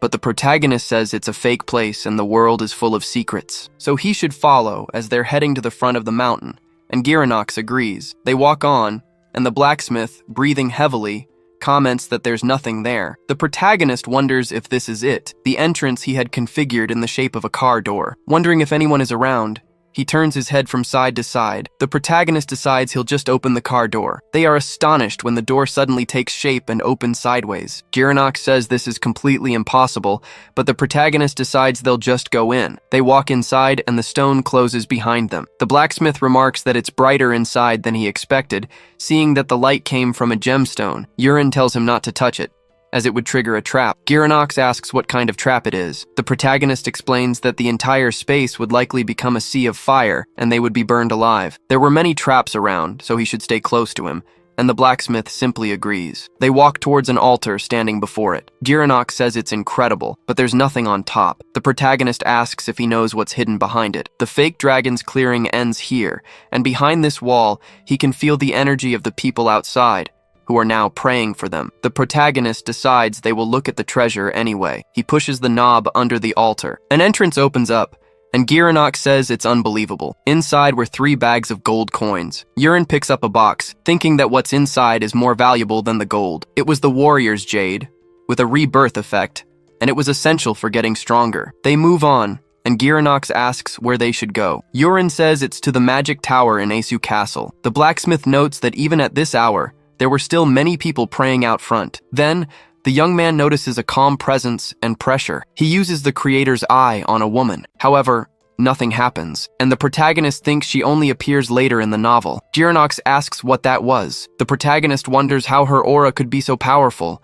She was an existence he couldn't possibly defeat right now, so he needs to get out of there, fast. He calls for Giranox and tells him they should hurry to the castle. He was starving, and his blacksmith tries to call out to the young master, begging him to please wait. The hooded figure who was walking away turns back. Later at the castle, he thinks that something still wasn't right. That person was only supposed to appear much later in the story. He wonders why she appeared now, and in that place of all places. That monster only goes after the dragon's horde much later on. It seems the story's pacing has changed, even if just a little, and he has no idea where the protagonist is or what he's doing. But he takes the pearl, saying there's no point in saving it, and that he should just eat it now. Urine begins to circulate his kui, noticing it felt like his body was about to melt. The system initiates the rebirth process, evolving him into a stronger physique. After some time, the cultivation ends. Urine opens his eyes and the system notifies him that he has awakened the celestial martial body. In martial arts novels, this almost always appears as the supreme constitution for any technique,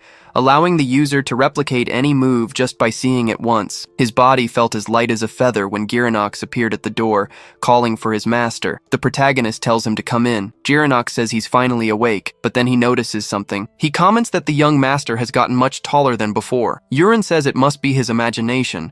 Giranox replies that it wasn't, and as a blacksmith, he can measure anything just by sight. Yesterday, he was exactly 5'10", and now he's 6 naro. Urine comments that his eyesight is pretty incredible, thinking it doesn't matter anyway since he grew taller thanks to the celestial martial body. In the teleportation room, a mage asks how he can help them. Urine replies that he'd like to use the teleporter. The mage asks where he wants to go. The protagonist explains that he's going to the capital. The official informs him that travel to the capital is currently forbidden. Due to potential threats against the royal family, common citizens without renown are prohibited from traveling there. Urine thinks it's a shitty class-based society, but it's not like he can do anything about it.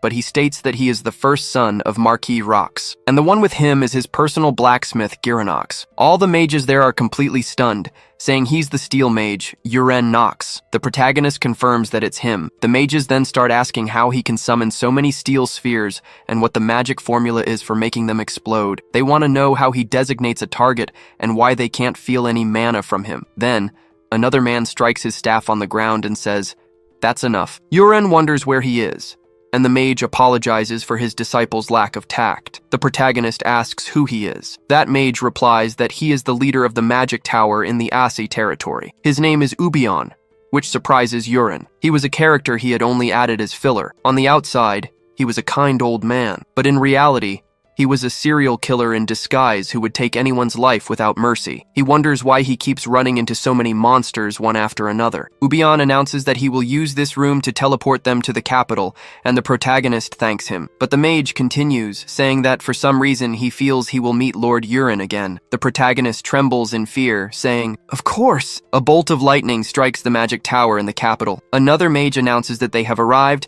and should exit the teleportation room, welcoming them to the capital. Giranox asks why everything there is so fancy, noting that even the clothes look expensive. The protagonist suggests he buy some clothes with the money he earned, but the blacksmith refuses. They start to comment on how huge the Royal Knights Academy looks. A guard asks how he can help, and the protagonist replies that he's there for a visit. The guard asks for his name and who he is visiting. Urine introduces himself and says he's there to see his younger brother, Colin Rox. Someone approaches from behind, calling out to the protagonist. Urine thinks he's a handsome boy with gray hair and must be from the Alayan Duchy of the North. The protagonist confirms that he is from the Rox family. That guy asks if he's the one who defeated the orc warrior. If so, he must be very strong, which startles Urine. He wonders why this guy is speaking so casually when they've never met before. The man calls out to him again. Urine replies that he's flattered but wants to know who he is. The young man introduces himself as Carrick Elian, the Duke's second son. He says he's a friend of Colin's, and Urine says he understands. The young man starts guiding them, saying he'll take them to Colin. Urine thinks he doesn't seem very friendly, but it's better to follow him, so he tells Giranox to wait. While walking, Carrick mentions that he and Lady Ilia defeated an orc together. He can understand how Lady Ilia did it, as she's a promising knight, but Urine took her by surprise. Not much is known about him, and he wants to know if he's really a magic user. Urine replies that he can't say much, but he's not a mage. Carrick smiles, asking if that's so. He says they should get going, and Urine wonders why the guy is smiling. Carrick announces that they've arrived at a training ground. A young man says that Lord Carrick has returned. The noble asks if they've seen Colin. The purple-haired boy replies that he had taken him to the professor earlier. Urine thinks, so he took Colin away, but brought me here. Carrick introduces the protagonist as the heir of rocks, and the one who helped Lady Ilia defeat the orc warrior. And Lord Urine said he isn't a mage, just as I suspected. That means he's a close-quarters fighter. People start murmuring that he uses daggers and throws steel spheres and butterflies. Carrick says everyone is curious and suggests the protagonist show off his skills a bit. Urine agrees, thinking he has no choice. Carrick arranges for him to fight Melrai, an intermediate rank student, but he questions if Lord Urine doesn't use daggers. The protagonist says it's fine since it's not a real fight, so he doesn't need to use them. Carrick comments that he heard he couldn't wield a sword, but that he should do his best. Urine thinks that because they're elite nobles, they're looking down on him just for using daggers. He decides to use this chance to test his new celestial martial body. Melrai tells him to come at him, saying he'll let him have the first strike. The protagonist simply raises his sword and brings it down toward his opponent's head. Melrai scoffs at this and tries to block, but the force of the blow drives his own sword into his head. Carrick is stunned and asks what that was, with the young man now knocked out on the ground. He says that Melrai let his guard down way too much. He apologizes, but suggests another round, calling for Mula. He was stronger, an advanced intermediate class, and is told not to underestimate his opponent after seeing what happened to Melrai. Mula says not to compare him to that muscle-headed pig. The match begins with the young man charging forward. However, Urine doesn't move, thinking his movements seem incredibly slow. This must be the power of the celestial martial body. He thinks he'll just use a normal attack and moves his sword forward. Mula tries to block in the same way, but ends up getting hit in the forehead. Carrick is shocked and asks how it happened again. Urine reflects that thanks to the celestial martial body, his strength, speed, and reflexes were far beyond those of an ordinary person. He questions if the Knights Academy only produces weaklings. Carrick approaches, asking if Lord Urine would fight one more time. This time, he would be the opponent, as he was the strongest one there. The protagonist easily accepts. Standing opposite Carrick, the match begins. The young man stares at his opponent and advances rapidly, circling him with a technique that creates several clones. Urine thinks he's fast, and it feels like he's fighting multiple opponents at once. It's a tactic that exploits openings. But with the enhanced reflexes of the celestial martial body, he could see him, easily dodging Carrick's attack. The protagonist counterattacks, his sword striking his opponent's forehead. Another one is knocked out on the ground in an instant. The students are dumbfounded until someone asks what just happened. Everyone calls out for Lord Colin, who repeats the question. They want to know who he is. Urine thinks that this man was none other than his younger brother, the sword genius Colin Rocks. A student says that his older brother Urine just arrived, and Colin asks, "Where's the fat guy?" He looks from side to side. The student says he's right there, and Colin asks how that guy could be Urine. He's supposed to be fat, like he's always been. He screams that it's impossible when he finally recognizes him. Urine replies that he just lost a little weight. Colin says it wasn't just that, and that he also got taller.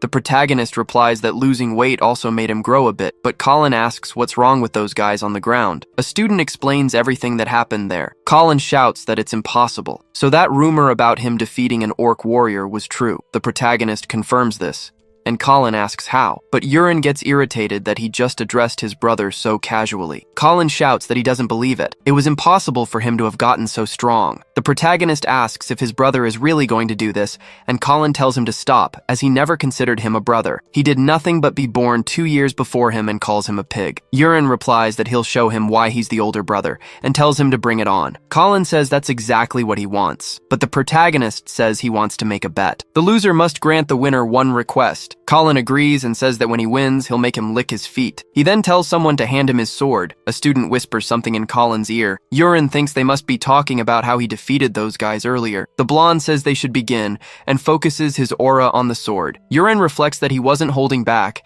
and was going all out from the start. The system shows that Colin had the traits of agile sword, agile body, and sword emperor, along with extreme displeasure. Urine reflects that he was the one with an innate talent for the sword, which is why he's so confident, as he's probably never lost to anyone. But he wonders about something because no matter how he looks at it, he doesn't feel like he's going to lose. He dodges Colin's attack and prepares his sword above his head. He strikes at the leg, not wanting to end it quickly like he did with the other three. He's going to make his brother a punching bag now. 10 minutes later, he was still dodging all of Colin's attacks and counterattacking. His brother was completely beaten up from the blows, and the students were astonished by this. Colin asks his older brother to stop, saying he gives up. Urine questions if he's still speaking to him so casually.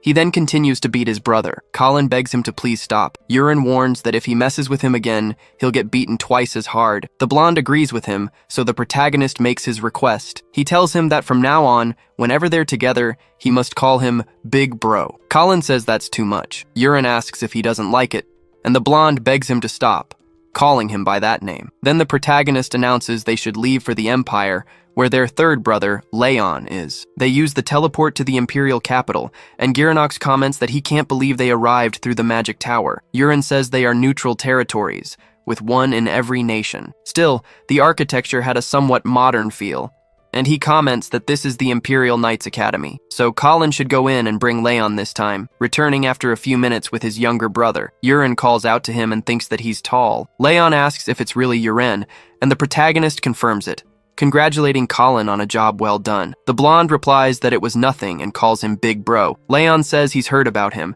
and the protagonist says they should go home. But the younger brother says there's a problem. The Imperial capital was under quarantine. They can enter, but they can't leave, because this morning, the Crown Prince of the Empire lost his life. Colin repeats the information, and Urine thinks that this was something not even he knew. Leon replies that it's true. It happened at dawn. Urine thinks that's why, on his way to the Knights Academy, he saw the streets crowded with soldiers, not to mention how tense the atmosphere was. Leon says he only heard rumors, so he can't say for sure, but the prince's fiancée from another kingdom had arrived just a few days ago, and the crown prince was very proud of himself. So he called her to the training grounds at dawn to show her his swordsmanship, and as he approached the applauding princess, suddenly, sharp stone spikes shot up from under him, piercing the prince's body instantly. The priests inside tried everything to save him, but he was already lifeless. Colin asks if it was magic, noting that magic is forbidden in the imperial and royal palaces. Leon replies that's why all the tower masters were summoned to the palace,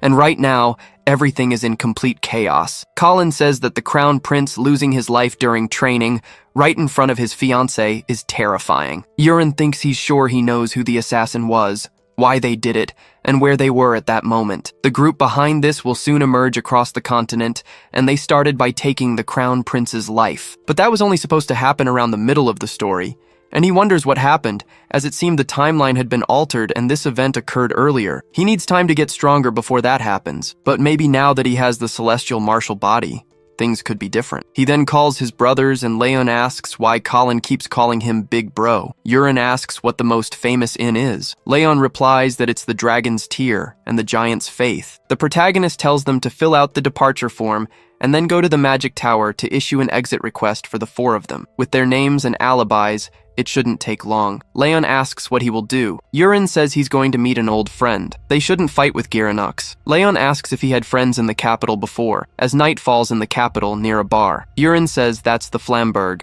a bar that only opens for nobles. He's going to change into the clothes he prepared earlier. Once he's dressed, the next step is, he calls for Agnes, and the ring complains that it was sleeping. He asks if the ring can disguise his face, and Agnes is surprised, questioning how he even knows about that. The protagonist says he just had a feeling it could. Agnes grumbles, wanting to know who he wants to look like. The protagonist looks back and says he wants to look like that person leaving. Agnes says it's perfect, as it will summon skin in liquid form and then spread it all over his face. Just like that, the protagonist quickly takes on the appearance of that noble. A guard calls out to Baron Very, asking why he's back already. Urine says it wasn't in his plans, but he suddenly felt like having another drink. The guard tells him not to drink so much this time and lets him in. A waiter asks if Baron Very has returned, and Urine says he'll have another glass of what he was drinking before. His infiltration was a success. Now, he would focus his energy on his hearing. He listens to tons of completely disconnected and unnecessary conversations, until he hears someone confess to taking a life. The attendant says she's joking, but the girl asks what she's going to do. That young man says that one love can only be forgotten by another, and she will surely find someone better. The woman says that talking to him always makes her feel better. Yurin observes from a distance and thinks he'll try a telepathic message, calling her by the name Envy. He asks if she had fun with the crown prince. Envy questions who's there with that voice. Then she turns around, calling him a bastard. The entire building starts to crack. People panic, screaming that the building is collapsing. From the middle of the rubble, Yurin jumps away, thinking she had suddenly gone crazy. Envy asks where that guy from a moment ago went. The protagonist thinks he knew she was strong, but not this strong. She calls out for that human, saying she'll tear him to pieces. Yurin wonders if he can even beat her, but it doesn't matter. He has to try, and that's why he came here. First, he'll make a weapon. Returning to his normal form, he thinks he'll take the secondary body and turn it into a dagger. Envy asks if this is his true appearance. She says he's quite handsome, and that she'll capture him alive and make him a trophy. She then leaps towards him. Yurin easily dodges the spikes, but she uses the direct throw skill. The dagger is thrown far away, and he thinks she did it like it was nothing. In that case, he uses the black iron explosion. The sphere approaches Envy's face, causing a huge area of destruction. She asks what that was because it did nothing. He used some pretty interesting magic. Yurin thinks he has no choice, so he'll use the same attack that took down the orc warrior, unleashing the bloodflower butterfly. The butterflies fly toward Envy, but she just pierces them with her legs. Yurin thinks it's over, that he has nothing left to use, wondering what to do now. To prevent casualties, he has no choice. He has to hold on until the Imperial Guards arrive. Envy creates more spikes and charges at Yurin, but he dodges. He ducks his head and then leaps away. He mutters that it was a close call. If he keeps dodging like this, he's going to die. Even though he hasn't properly learned it, he'll use a sword. Instead of guiding it for hidden weapons, he'll use its blade energy. Envy screams for him to come on. The protagonist easily dodges a few more spikes and cuts her in half. He thinks it was tough, but he can keep going, so there's still a chance to win. Envy comments that he's quite amusing, and she'll have to see what to do next, wondering how long he can last. Several spikes shoot toward the young man. He thinks that the number keeps increasing. Still, he thinks he can handle it, as Envy tells him to try and block. She's suddenly surprised, looking down at her body. From the beginning, he had been poisoning her without her noticing, activating the prolonged poison, the blood poison art, and the burning flame, but the paralysis would only last a second. Yurin wonders why it's so short. He activates dragon steps and runs quickly. Yurin starts climbing Envy's legs. He lands the first strike just as the paralysis effect wears off, and through the cut, he creates a black iron explosion using all his internal energy. Envy is sliced open, the sphere hovering in the gash before it begins to glow, causing mass destruction in the area. Yurin backs away, saying he finally did it, wondering if he got her, until the monster's body starts to return to normal. Yurin tries to deny it. Envy tells him to wait, saying it was impossible. This time, she would finish him. The protagonist thinks that he forgot. These monsters have several phases before they actually die, and with each phase, their strength and magical power increase absurdly. He yells that it's the second phase. Envy moves her legs and tells the protagonist to go to hell. Yurin dodges one of the spikes and does it again, realizing it was faster and more unpredictable than before. At this rate, he's going to die, until a spike gets close and manages to hit him, a grazing blow tearing his shoulder. Yurin dodges, thinking this is crap. He almost lost his head. If he makes one mistake, he'll die. He needs to run. Envy asks where he's going, stomping the ground with her leg. Yurin jumps again to avoid another blow and repeats the move. But more spikes were approaching and the creature starts to laugh. "Do you really think you can escape so easily? You can try as much as you want." Yurin thinks this is crap. Elsewhere, a hooded figure approaches. People scream that a monster has appeared and they need to call the guards. A monster covered in stone spears appeared in the southern district. The hooded woman says it can't be, that it's Envy. A man wonders if they were really stone spears, asking himself if it had anything to do with the prince. The hooded woman teleports to the top of the building, observing the battle site, and then leaping towards it. Envy's spikes charge towards Yurin. She asks, how about they end this? The spikes approach at immense speed. Yurin wonders if he's going to die. The system announces that, facing a true life or death situation, 2 special privileges have been unlocked. He could use Creator's Eye Level 2 and see the trajectory of the opponent's attack. Yurin sees the attack's trajectory aimed for his head, allowing him to dodge. He avoids each of Envy's blows, thinking it wasn't so hard. He can dodge with minimal movement. If he gets better at this, he could dodge with his eyes closed. Envy asks how he managed to do that. The second privilege was the Realm of Ascension, which has been opened for a limited time. The protagonist's internal energy was increasing. A white energy was forming around his sword. It must be sword chi. With this energy, he could win this battle. A woman watches and comments that a knight of light has appeared. The spikes approach Yuren, but he cuts through them with extreme ease. He gets closer and closer to Envy. The monster can't believe it as the protagonist leaps for the final blow. He makes one cut and splits the monster in half. The little girl at the window comments that the Knight of Light defeated the monster. Yuren sighs in exhaustion, and the system notifies him of it. The protagonist comments that he barely managed to win and needs to use what little strength he has left to get out of there, until he turns his back, surprised as he feels a wave of energy. Envy begins to pull herself back together. The protagonist wonders how it's happening so fast. This was phase 3, the final version. Envy says he won't get away with this. The protagonist thinks he doesn't even have a chance to recover. Envy emanates more energy, saying she will take his life, repeating the same phrase as she contorts. The spikes approach rapidly, and Yuren says his internal energy is almost depleted. This could be the end. He tries to avoid the spikes, but they stop at the last second.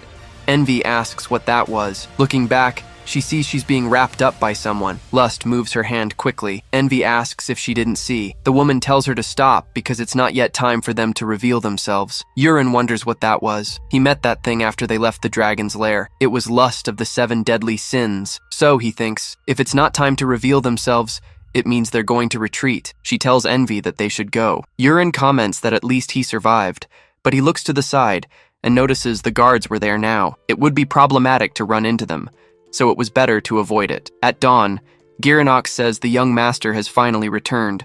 The protagonist asks if something happened and if his brothers are still asleep. Girinox says a terrorist appeared in the city last night, and they left at dawn, saying they were going to catch the culprit. Yuren comments that kids are like that. In that case, he'll sleep a little before leaving. Girinox agrees and says he'll be outside in case he's needed. The protagonist thinks the battle against Envy was complicated, but thanks to it, he reached the 4th star of the Divine Poison energizing technique. But he also realized how weak he still was, since he couldn't even defeat Envy, the weakest of the sins, directly. There's still a long way to go, but when the time comes, even more terrifying sins will appear. He needs to get stronger, even faster. Colin mentions that the Crown Prince's killer appeared, and that he would have finished him, but Leon says the guy is not on his level. They say it was a monster far beyond human capabilities, and stone spears sprouted from its body, crushing buildings. But suddenly, something happened. A Knight of Light appeared, holding an aura of light, and blasted the monster. In the end, the monster fled, and the Knight of Light disappeared. Colin says that was amazing,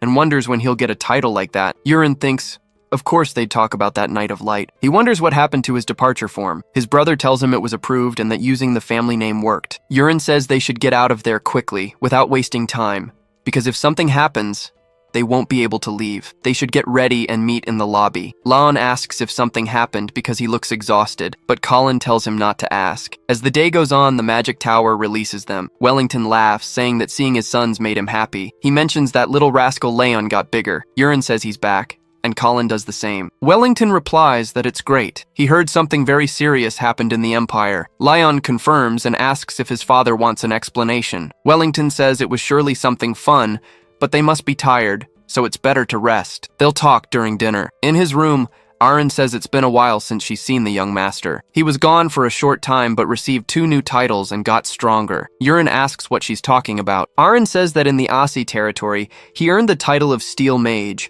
and in the royal capital, he earned the title of Rookie Killer. She asks if he didn't know, because at the Knights Academy, he beat up 4 master class students. The protagonist admits that he did. Aaron explains they were all rising talents, which is why they were called rookies. And since he defeated them, they were now calling him a killer. The protagonist asks if they were all rookies. But anyway, he has gifts for him and cried, so he'll sort that out tomorrow. Just then, Peru approaches. He wants to know why he's still there. The Marquis has summoned him and his brothers for dinner. Wellington asks if everyone is well rested, and his sons confirm. He then says he'll explain why he called them before the food arrives.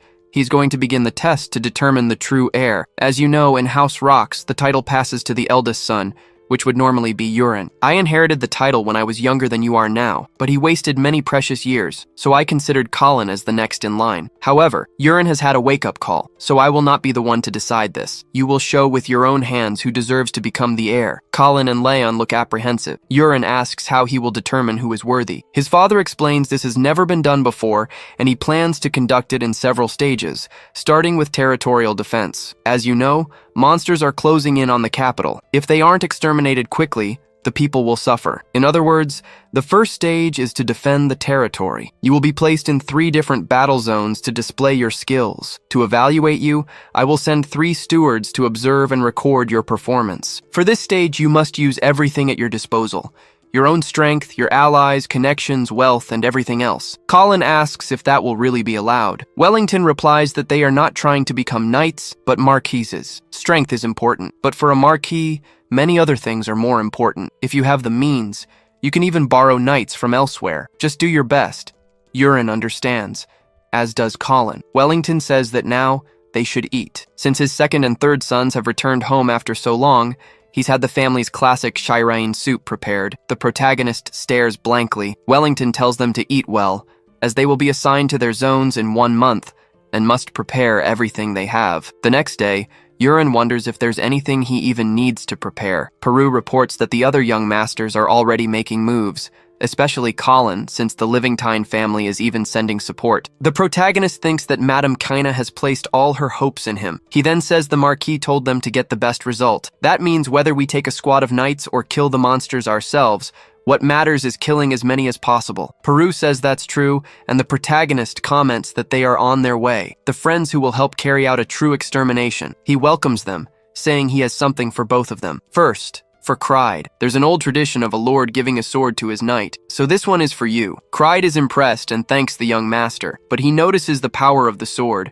and wonders if it's on fire. However, it's not hot, and he asks what it is. The protagonist says it's the fire of flame spirits. He asks what he thinks of the weight, and Cried says it's excellent, very light. The protagonist thinks that the sword has accepted him as its master. He tells him to talk to the sword, as it will increase its power. Aaron is surprised by this, and the protagonist calls to her. He tells her not to be jealous, because her gift is right there. The girl looks at the sword and thanks him, but a strong gust of wind begins to emanate from it. The protagonist confirms it's a wind spirit sword, and Aaron says she likes it. She apologizes, saying she's going to draw it now and asks for permission. Urine tells her to go ahead and tells Cried to do the same, but they both flatter him, saying they'll win next time. The protagonist says, "Those little rascals." Peru comments that he's jealous of the spirit swords. The protagonist says he'll get him something good another time, but first, he needs to pay off a debt. He goes to another room, and Peru is astonished by the amount of coins.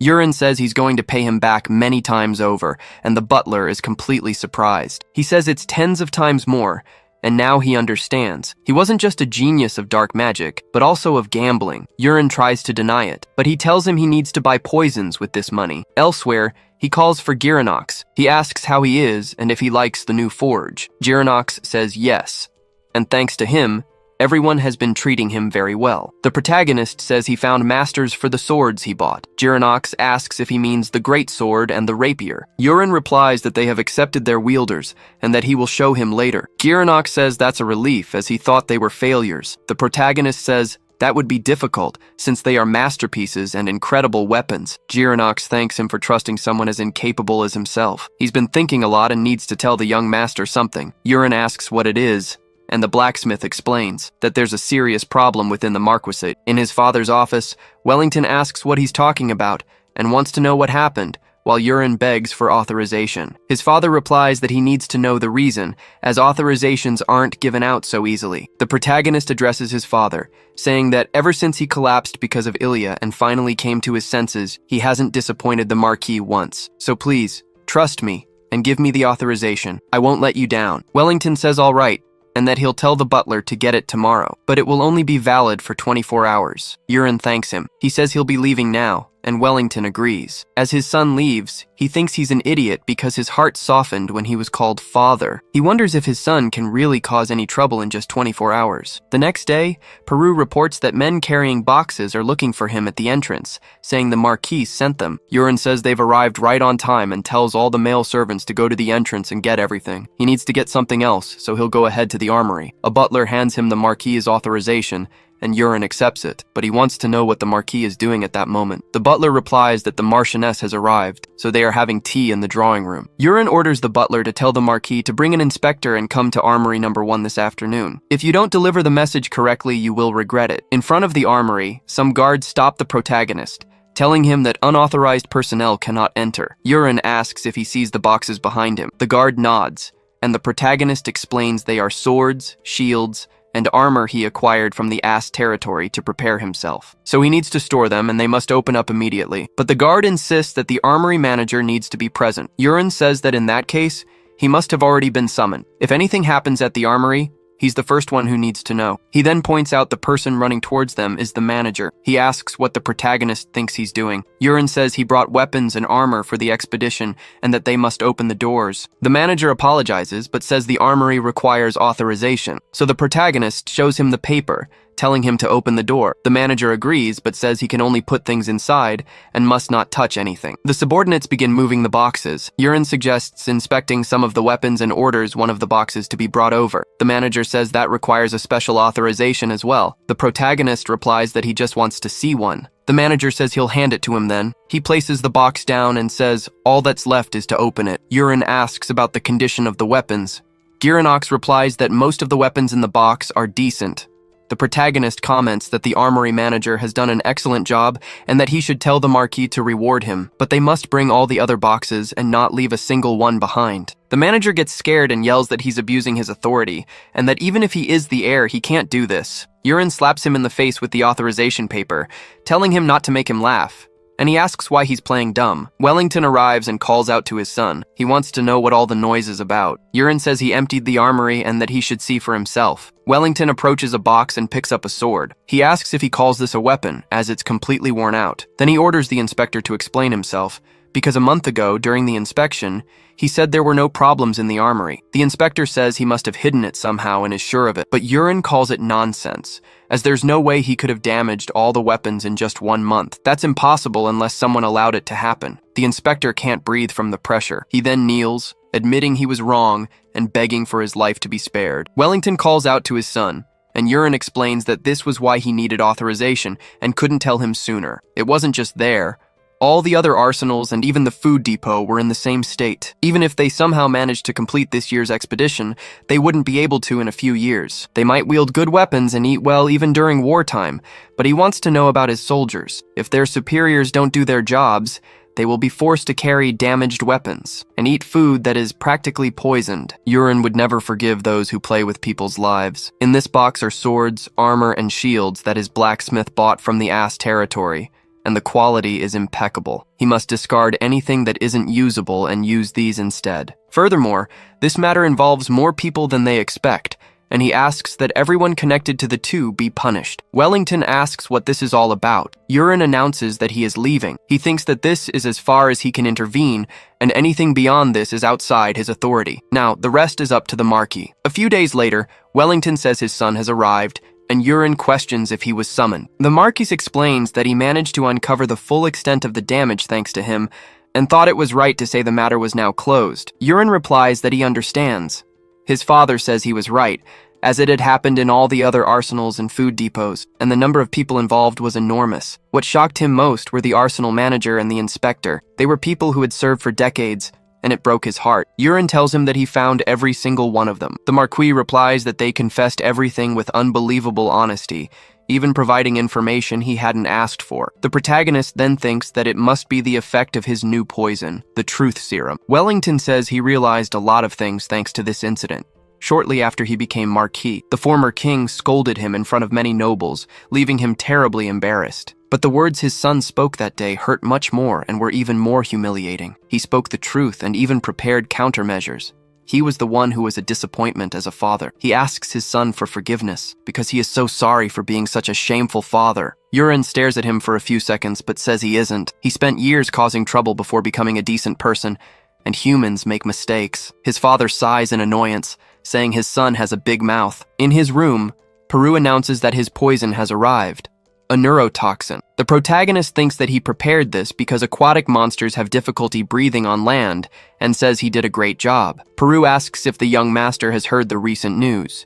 He explains that his popularity has greatly increased outside the empire. Yuren questions this, saying it surely didn't happen. Peru says that while he was traveling in search of poison, he heard it everywhere. They were moved that he was worried about the soldiers and touched that he had brought armor and shields with his own money. Yurin says his reputation as a delinquent wouldn't disappear so easily. Peru continues that some people were even trying to volunteer for the expedition, and as expected, he is a genius. He wonders if Yurin planned this, as they won't have any trouble recruiting troops now. The protagonist waves his hand, dismissing his subordinate. Peru says he is leaving and closes the bedroom door. Yurin says that his reputation improving was something he never would have expected. He wonders about developing a new poison. He starts mixing various concoctions and gains the immunity of 100 poisons, which removes all pain and symptoms of poison. The protagonist thinks that the process of absorbing and accepting the poison no longer hurts and even feels comfortable. The immunity of 100 poisons was incredible. The next day, the system appears. It announces that a new poison has been created. Hagen, the Serpent Slayer. A single drop can take a human life without a trace. The protagonist comments that he wanted to unlock a poison before Hagen, but it seems it was created anyway. He wonders if the divine poison energizing technique has reached the intermediate rank, and the more his energy increases, the stronger the poisons become. Peru calls for his young master in the morning. Yurin says he arrived at the perfect time and should come over for a second, because he needs to prepare these poisons as quickly as possible. Peru notes that the list is quite long this time. Yurin confirms, thinking that he has plenty of money and absorbing poisons is now easier than drinking water. He'll use this to reach the 5th star, but the protagonist fails. And so, the day of the departure ceremony arrives. All the soldiers gather in front of each of the heirs. Peru calls out to his young master. He wants to know if he'll be all right, and Yurin is surprised. The butler says that the other young master's squads are enormous, while he only has Aaron and Cried and wants to know why he didn't accept any volunteers. Yurin says he has a plan, while his younger brothers laugh. He asks why those idiots are laughing, saying he'll teach them a lesson. Then they announce that the Marquis has arrived. Wellington tells everyone to rise and asks if they are all there. He says he will be brief. He will be at the forefront where the danger is greatest, and wherever they go, he will go with them. They must fight and defend their land. Yurin thinks that the expedition has begun, and so each of the 3 was sent to a battle zone. And 2 days after their departure, they arrived at the designated area. The protagonist orders the gates to be opened and introduces himself. Hans, the commander of the wall, says the young master has arrived. He sees his battalion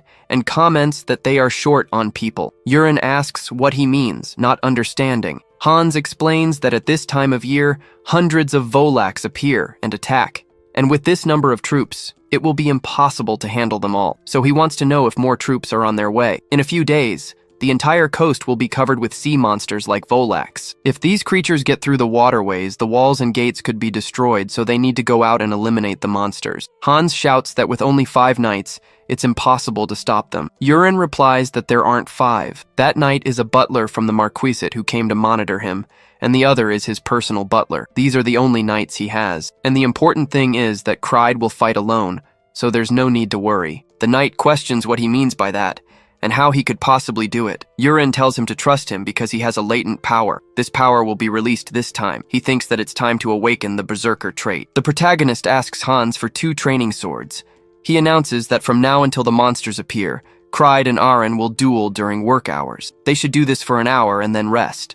And before the duel begins, he wants to talk to Aaron. He asks her how her duels with Cried went under normal circumstances. Aaron replies that, to be honest, she won without any difficulty. Yurin asks if she was fighting without using her full strength. The girl replies it was because there was no need to go all out. The protagonist then says that from this duel onward, she must destroy him with everything she has, crush him so he can feel the painful difference in skill, and beat him senseless if she wants. This is all to make Cried release his latent potential, and she must trust him. Cried asks Senior Aaron to please get ready.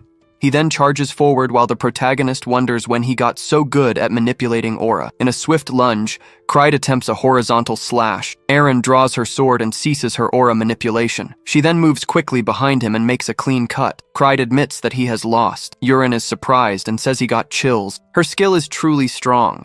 And now that he thinks about it, her clear mind has leveled up. Not only did she possess incredible speed, but she was also able to read the path of the sword and respond. Whether it was the second, third, or ninth duel, Eren always crushed him without any mercy. Peru comments that he couldn't even handle a single blow. This must have been a huge shock for Clyde. On the ground, he says it's impossible for the gap to be so large. Eren announces that they should stop there for today. Clyde asks if it's really possible for him. During all their duels, he couldn't even touch her clothes, yet he still has a latent power. Eren says that's right and turns away. Wondering if a power would appear so easily, he tells Clyde that for now he just has to trust him. He should continue dueling her. Sometime later, Eren beat Clyde every single day. Eren is meditating in his room when Hans shouts that something terrible has happened. The protagonist asks what's wrong, and the commander says that finally, Voleks were reaching the border. He tells him to look right there, at the sea. Those things were coming from there.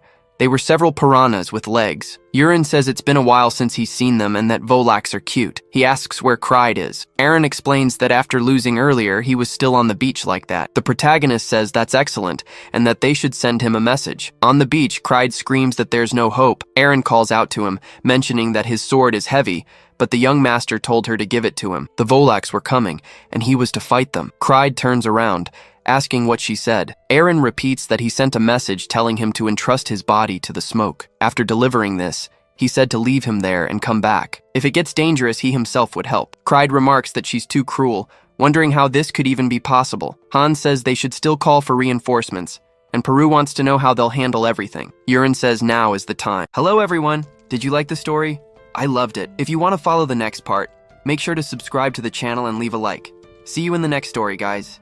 He warns them to keep their eyes open and start the count. Spinning the metal disc, he prepares to make the throw. At that, the two men are startled by the noise the object makes. Pointing far away, he shows exactly where the disc should hit. Then with a shout, he finally launches the object toward the enemies. Because of their sensitive hearing, the creatures become totally confused by the sound. Flying at high speed, the disc approaches the large group of monsters. The object continues its trajectory, cutting through the air toward its destination. With the loud noise, the creature's movements become much slower. Hitting the first one, the disc passes straight through several enemies in sequence. After the strike, multiple monsters simply fall to the ground already defeated. Curving through the air, the disc begins to return to the starting point. When they notice the return, the creatures are startled by the new attack. With just a gesture, he controls the object to keep hunting the targets. On the way back, the disc lands a fatal blow on one more of the creatures. Continuing its trajectory, the disc scores a double hit on the creatures. Another monster is struck dead on, with no chance to react. Cutting through the remaining enemies, the object takes all of them down at once. In a large circle,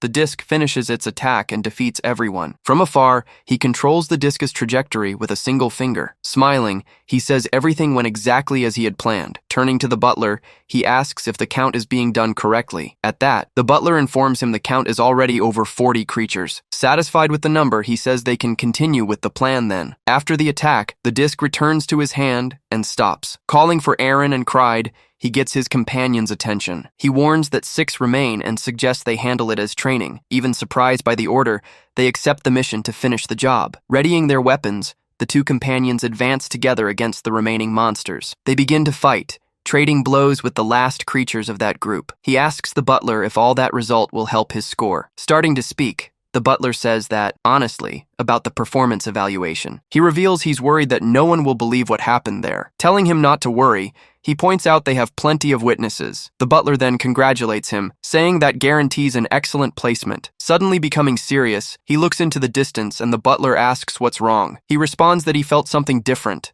A presence approaching. Warning that it's coming fast, he says it's stronger than the orc champion. Shifting to the beach shore, the water suddenly begins to churn. Coming out of the sea, a mysterious figure begins to walk onto the sand.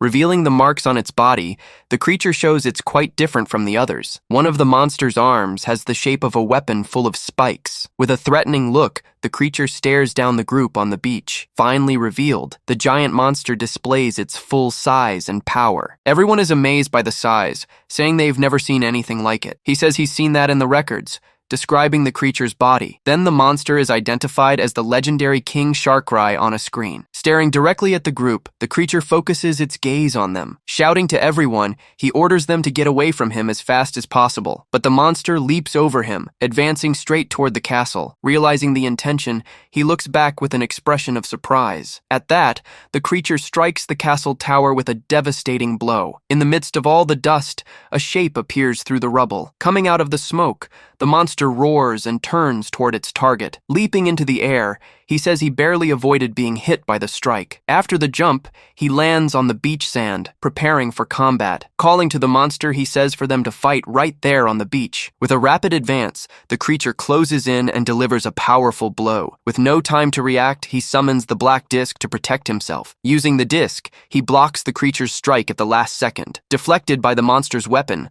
the disc is thrown far away with no effect. He realizes the attack didn't work, questioning the hardness of that bone. Then the creature charges forward with everything, preparing a new devastating blow. With all its strength, the monster continues the attack without mercy. He prepares himself with difficulty, trying to withstand the enemy's pressure. Using a new skill, he prepares to counter-attack the giant monster. Shouting the name of his strike, he charges forward with everything he's got at the enemy. With a precise blow, he hits the giant creature's face dead on. Activating a neurotoxin lance, he applies poison directly to the monster. The poison begins to take effect, paralyzing the monster's body for an instant. But with a loud roar, the creature manages to resist the poison quickly. Surprised, he realizes the monster broke free from the poison immediately. Taking a direct hit, he's thrown far away by the monster's force. He complains that the monster's resistance is strong and the poison doesn't work, saying that in this case, it's time to test a new combat weapon. In a flashback, he was asking a blacksmith to create a new weapon for him. Looking at the drawing,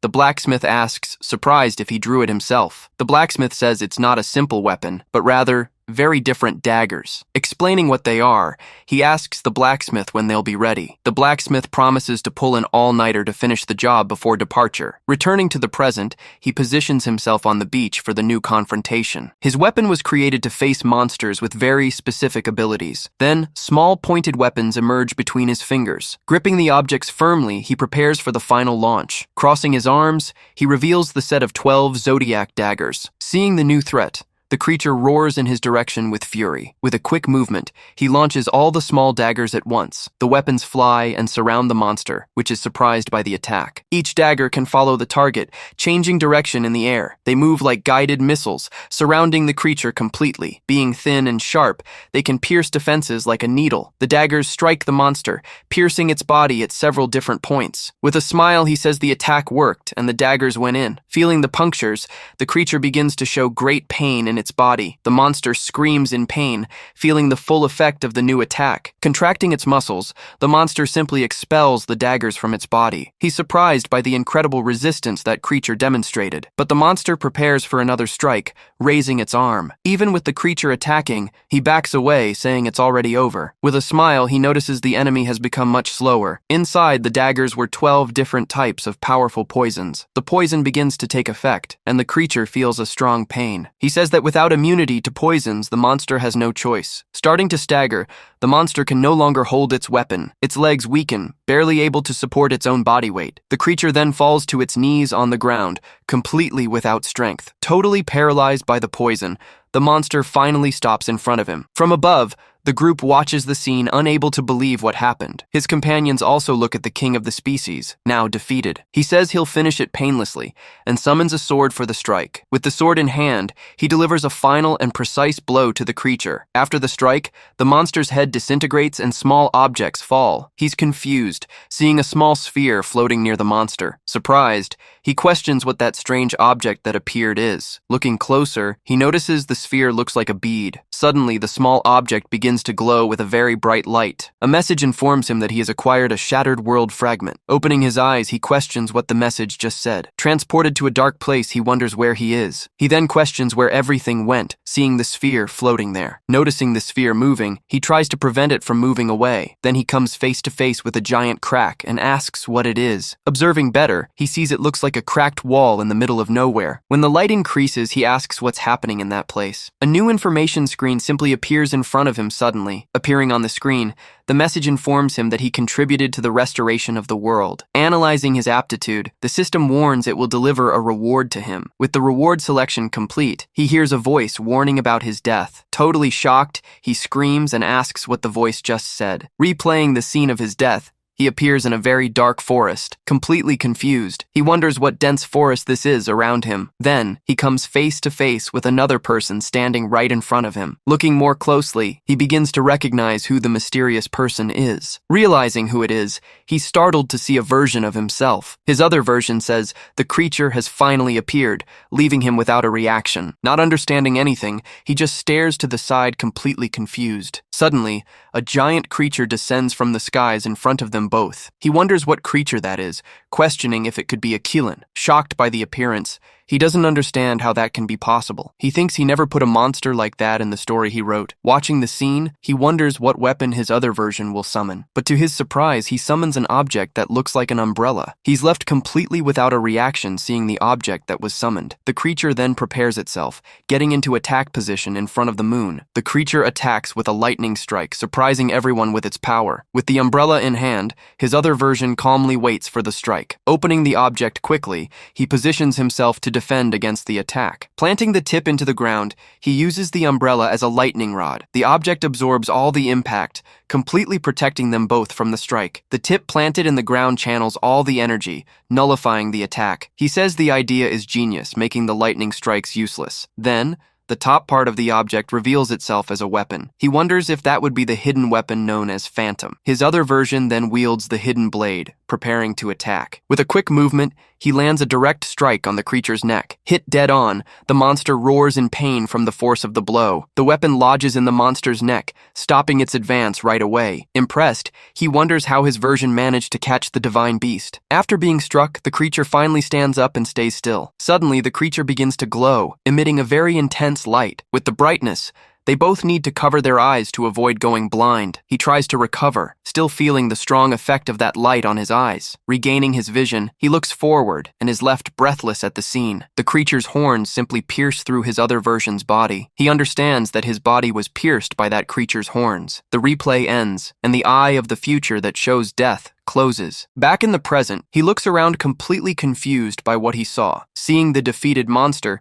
he finally realizes the vision ended and he's back. Worried, the butler shouts his name and calls his attention from afar. Running in his direction, the group asks if he got hurt during the fight. With an awkward smile, he answers no, and that everything's fine. Impressed, everyone comments on how incredible it was that he defeated a monster that size. Calling Peru, he asks if he disappeared at any point. Peru answers no, and that he was fighting the whole time. Awkwardly, he confirms he was fighting there the whole time. Then Peru points out, saying the other fight is also almost over. Praising the knights, he says the young master has excellent talent. He suggests they go back to rest, while a soldier examines the body. Walking along the beach, he understands that vision was only for him. Thinking about the reward, he realizes knowing the future death is very useful, but a doubt still bothers him about everything that happened in the vision. Looking at the sea, he wonders about the White Room and the rift. He then begins to doubt if this world is the same as the novel. Changing scenes, a week later, everyone gathers at a port. In a large meeting, a man announces that all the groups have returned. Thanking the troops, he says everyone returned alive and without injuries. He says everyone worked hard, while the group watches from afar. Responding, he says he heard the Marquis face the most difficult area. The Marquis responds that was merely his duty, as expected. Warning that the expedition is a test, the Marquis begins the successor evaluation. Starting with the youngest, he calls Leon for the results evaluation. The butler then announces that young Master Leon perfectly defended his wall. With his soldiers celebrating, Leon looks at his brother with a smile. Listing the monster count, The butler includes 22 sharkrai on the list. Then the Marquis explains the entire point system of that combat evaluation. Reaching a total of 5,620 points, the result surprises everyone. Congratulating him for the hard work, the Marquis then calls for Colin, the next one. Then Colin looks at his brother with a strange and confident smile. Just like the previous one, the butler announces that Colin also defended his wall. Having a higher monster count, he surpasses the first brother's numbers. The Marquis is surprised to hear he defeated 35 sharkrai. With a total of 7,354 points, he celebrates. The Marquis says he was incredible since he dealt with more monsters than him. Thanking the compliment, Colin says the Marquis is just being kind. Asking everyone for silence, the Marquis tells them to stop with the flattery and focus. Then finally he calls for urine,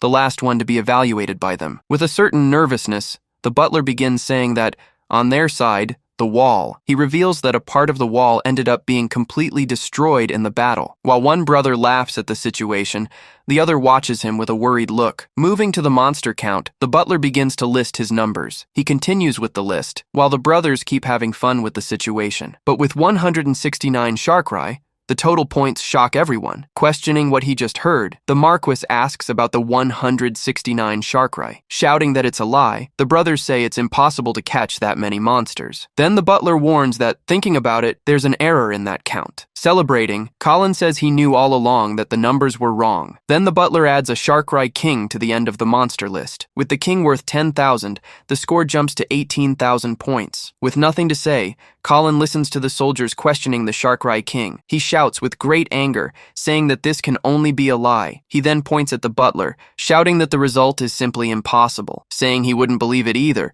the butler prepares to show the proof. Then two soldiers appear, carrying an enormous cloth sack with difficulty. Holding the heavy object, the two soldiers prepare to reveal it. Lifting the sack, they reveal the giant head of the monster to everyone. Not believing what they see, the soldiers wonder if that's really the king. Shocked by the scene, the brothers comment on the size of that creature. The butler says there's still one last thing to show everyone. Showing the bone weapon, everyone is amazed by its giant size. Seeing the weapon up close, one of the brothers asks if the creature used that. The butler describes the monster, confirming it matches the ancient records. Saying he remembers, the Marquis confirms that the records match the creature. The butler says he sent the torso for research, but the Marquis interrupts him. Placing his hand on his shoulder, the Marquis says he believes his word. Then, the butler explains that the king destroyed the wall with just one leap. He says everyone would have been annihilated if the master hadn't defeated it. The Marquis asks if he used the ability he showed him before. Closing his eyes, he confirms he used exactly the same ability. The Marquis says it was magnificent, imagining what would have happened without him. Thanking him for the compliment, he says he only fulfilled his duty. Trembling with rage,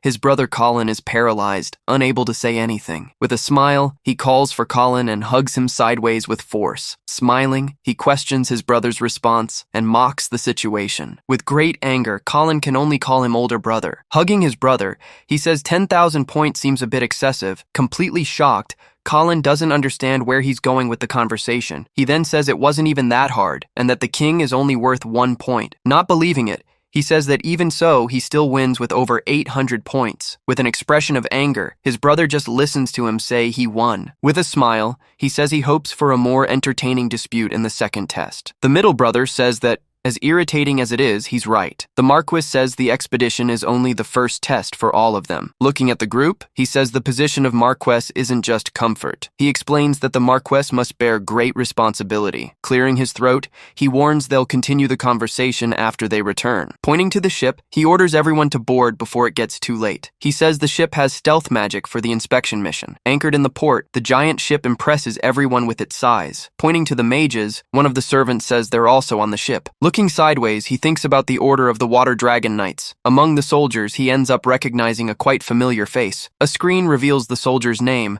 with Killer Intent Affinity. With a smile, the soldier stares at him from afar with a threatening look. He thinks he can barely look at him because of his intent. Sailing the sea, the Marquis calls the three brothers near him. Gathered on deck, he says he'll teach them about the region's geography. Pointing to an island, he says that's where many mantars live. With the group in silence, the Marquis continues pointing to various locations. Observing the scene, he thinks about how it looks like a father traveling with his sons. Alone in another part of the ship, his companion observes the movement movement. He then approaches and asks if she doesn't feel seasick. Calling for her master, she stares at him with an expression of surprise. With a smile, she replies that she doesn't usually get seasick and that everything's fine. Observing the sea, she says it's fascinating to be there at that moment. She explains she never thought that one day she'd be there with the young master. With an awkward smile, he thinks that back then, it wasn't him. Thanking him, she surprises him with a new, unexpected declaration. She thanks him for allowing her to become a knight. With a sincere smile, she says she now understands what happiness is. In silence, he just observes her, not knowing exactly what to answer. Smiling back, he says that if she's happy, it's rewarding for him. Suddenly, a strong tremor shakes the entire ship with great violence. On deck, everyone loses their balance with the force of that sudden impact. The Marquis shouts, asking what's happening and what hit the ship. Beside the boat, a large amount of water churns in the sea. With the impact, the two are thrown to the ground by the force of the movement. Looking forward, he's completely shocked by what he's seeing. Coming out of the water, a giant creature with a serpent body appears. The information screen describes the sea serpent as a rare and ferocious monster. With a roar, the creature releases a poison that spreads throughout the entire ship. Many on the ship begin to scream in pain, feeling the effect of the poison. The mages and the brothers are also hit, with the poison appearing on their faces. Fallen on the ground, the Marquis laments that this happens with his sons on board. Feeling the poison, he falls to the ground, worrying his companion beside him. But suddenly the poison on his face begins to be absorbed. A message informs him that his ability removed the pain and symptoms. Another screen says his poison absorption technique has leveled up. Still confused, he wonders what the 5th star of the ability means. A new screen informs him that the poison absorption power has been unlocked. Seeing his companion on the ground, he realizes what his new ability does. Reaching out his hand, he says he's going to test the absorption power on her. Using the ability, he begins to absorb all the poison from her body. With a roar, the serpent launches a new poison attack on the ship. Diving into the water, the creature prepares to attack the ship from below. Coiled around the hull, the serpent squeezes the ship, which creaks under the force. Fallen, the Marquis laments that all this is happening with his children aboard. Screaming in pain, the Marquis feels the poison spreading through his body. The brothers cry out for their father, saying their bodies are burning and paralyzed. Fallen on the ground, the Marquis tries to get up, but he has no strength left. He laments, thinking his family's bloodline will end right there. Someone approaches and calls out to the Marquis, who's lying on the ground. He asks if the Marquis is crying and stares at him with a smile. He asks the Marquis if he's okay and requests a moment to act. Extending his hand toward the Marquis, he prepares to use his ability. Surprised, the Marquis shouts that the pain and poison have completely disappeared. Warning that he'll save the people, he tells the Marquis to prepare the ship's defenses. Then he turns around, preparing to take care of the others who were poisoned. A screen explains that his power absorbs the poison from the target he touches. Another message informs that his power aids in his poison absorption technique. The system warns that the proficiency of his absorption technique has increased. Shortly after, another screen shows that the proficiency of his power has also risen. With a smile, he says, "This is a reward," and wonders if it's real. He thinks that everyone on the ship is basically experience points for him. On the deck floor, 2 soldiers continue feeling the effects of the poison. At that moment, he approaches one of the mages who was also fallen on the ground. Reaching out his hand,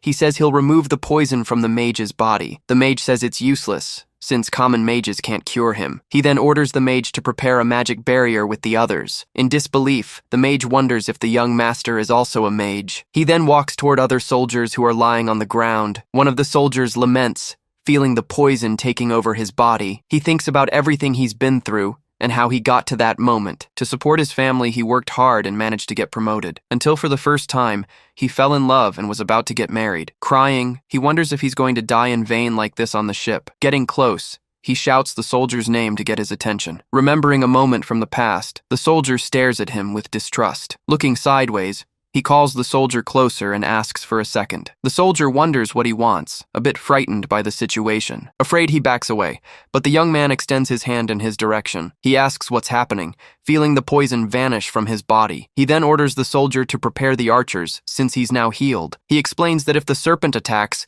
the archer's role will be important. A bit awkwardly, the soldier agrees with the order and says he understood. Still feeling the poison, his brothers remain fallen and feeling very ill. He approaches, telling Leon he's going to remove the poison from his body. Turning his face away, Leon says he's fine, but his brother ignores him. Screaming for his brother, Colin calls out to him with an expression of despair. Crying, Colin begs him to remove the poison from his body too. With a smile, He says he'll help his adorable younger brother. Sailing in silence, the ship continues its journey across the sea calmly. But suddenly, the sea serpent resurfaces and prepares to attack. Shouting to everyone, the Marquis orders them to assume defensive positions. The creature is confused to see that everyone seems completely fine. About to attack, the serpent is surprised by the ship's magic barrier. With the defense activated, the Marquis shouts that the barrier is working well. The Marquis shouts that they were caught by surprise, but won't fall again. Then the soldier orders the archers to shoot everything they have at the creature. A rain of arrows flies at high speed toward the sea serpent. Hit by several arrows,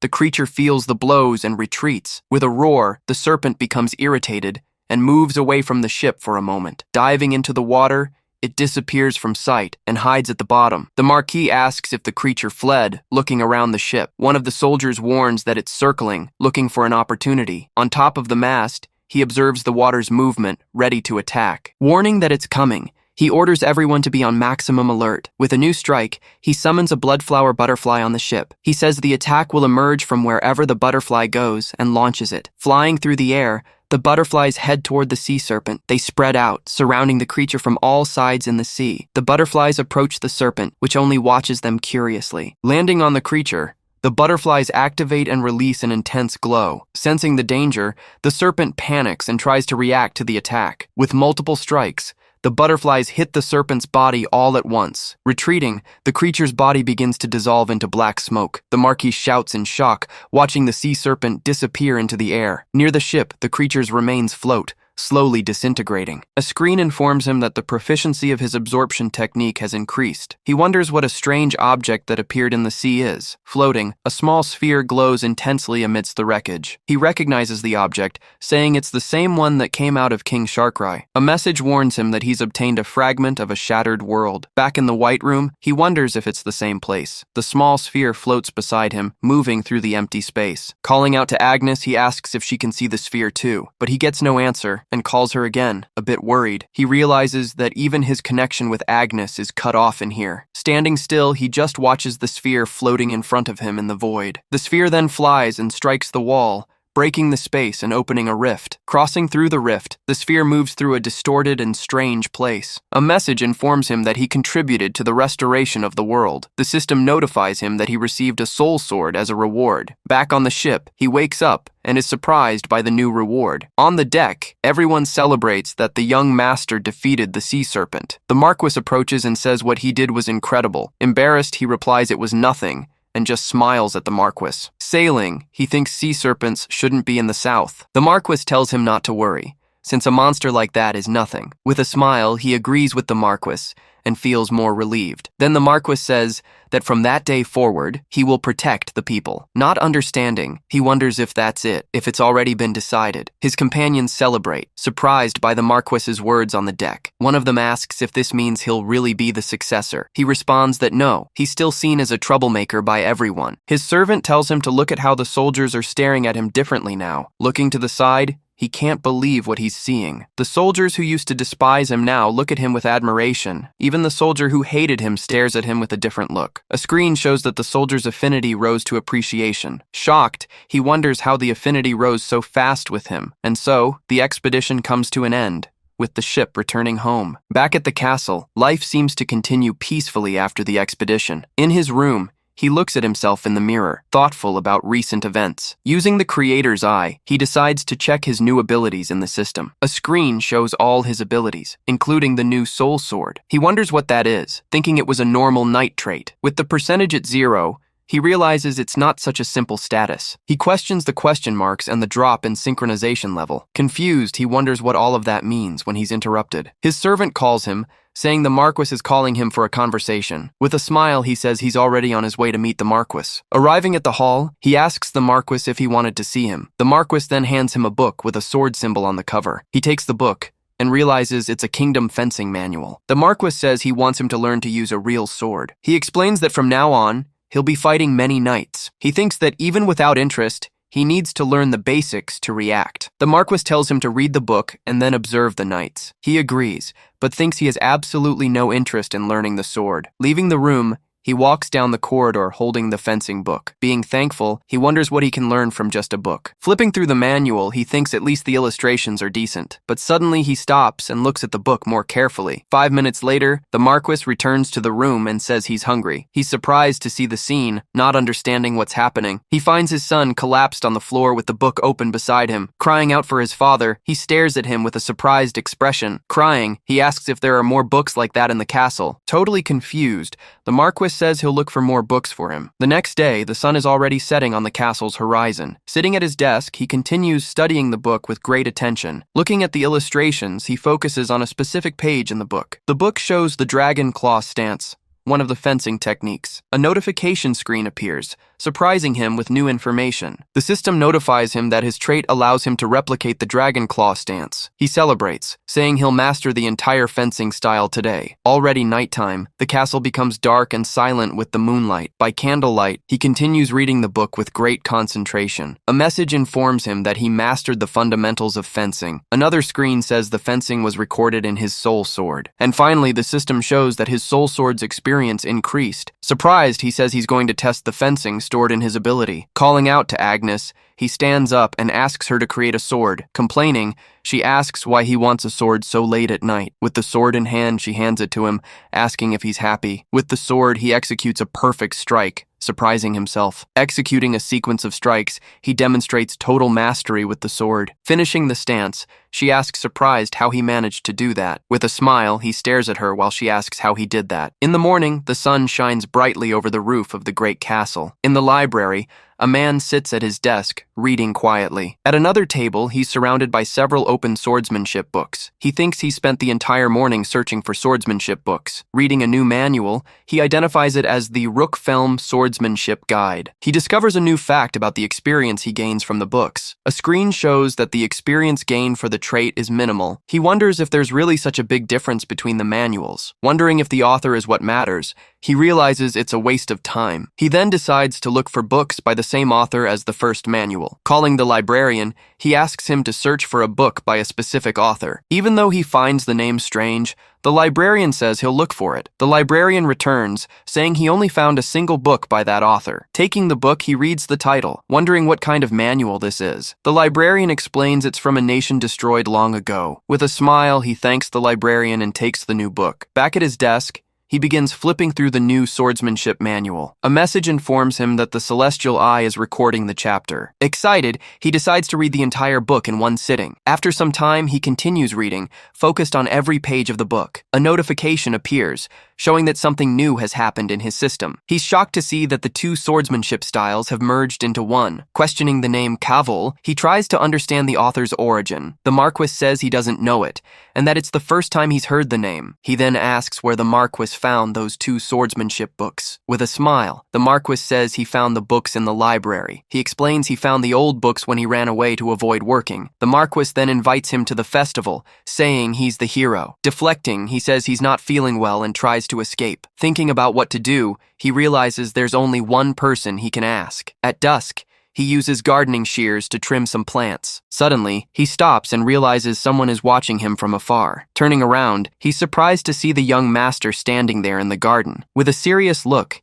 he approaches and asks if he has a moment. In silence, the gardener just stares at him, waiting for him to continue speaking. Changing scenes, the two are seated in a small wooden house. Serving tea, the gardener offers him a cup of the beverage. Taking a sip, he hears the gardener ask him to speak comfortably. With a smile, he says he couldn't do that, leaving the gardener confused. He then reveals he knows the gardener is his great-uncle. Surprised, the atmosphere in the room changes completely and becomes heavier. The great-uncle asks if Willington told him, releasing a strong presence. He thinks he can't let himself be swayed by that intimidating presence. He then responds that he discovered everything on his own, without anyone's help. Smiling, the great-uncle says he got worked up having his identity revealed. The great-uncle says he's changed a lot, and calls him Urine. He asks if he discovered his identity when he sensed his presence before. He responds yes, and that's why he started investigating him, thinking that he actually saw everything with the Creator's eye. The system identifies him as the strongest swordsman in the Marquisate. He then asks why he's working as a gardener at the castle. The great-uncle says he wanted to leave the world behind and tend a garden. He says he heard the great-uncle disappeared when he was younger. He reveals he was in the Imperial Army,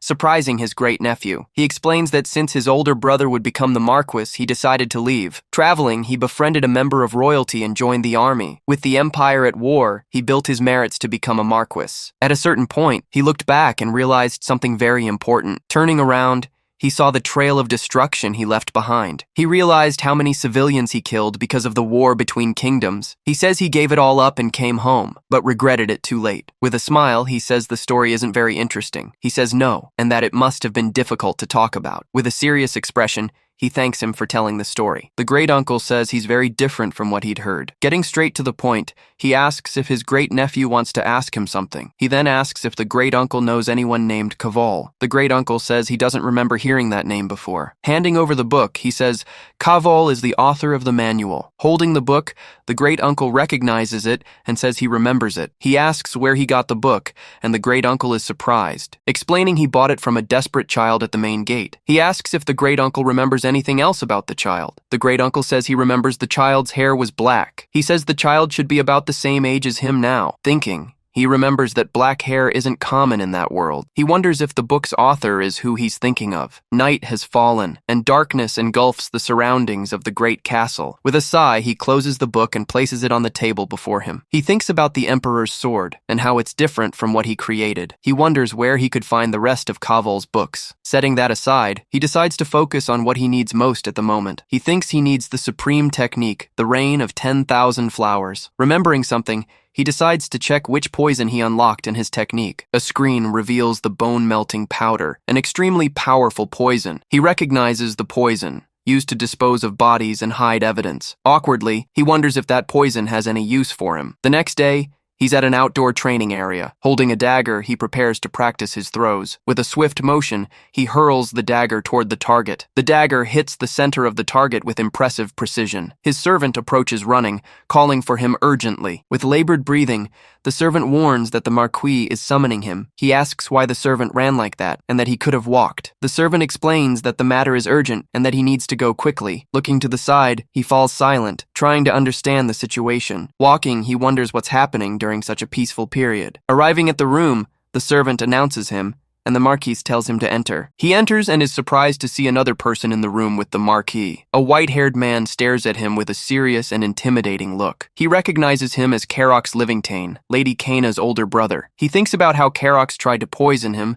but ended up giving him a power. The Marquis says he summoned him for a very specific and important reason. He reveals that an urgent request for support has arrived at the Marquisate. The northern wall, defended by the Duchy of Elion, was breached yesterday. He thinks that during this period the protagonist should be defending the wall. He wonders where the protagonist is, who's neglecting his duties. The Marquis sighs, saying he considered several things before deciding. He then asks him to lead the knights and go north. Carox warns that the monsters that appeared this time aren't ordinary. Startled, he pays attention, trying to understand the gravity of the situation. The Marquis reveals that the monsters are undead that don't die. He understands what this means, and a new idea emerges in his mind. A notification screen appears, reminding him of his new ability. He remembers the bone-melting powder, realizing the incredible coincidence. In silence, the Marquis observes him, waiting for his response. With a smile, he tells the Marquis not to worry, and that he'll go. The Marquis and Carox are taken aback by his enthusiasm for the mission. 2 days later, he arrives at the training courtyard with his group. Surprised, he asks his brother what he's doing there with them. His brother Colin ignores him,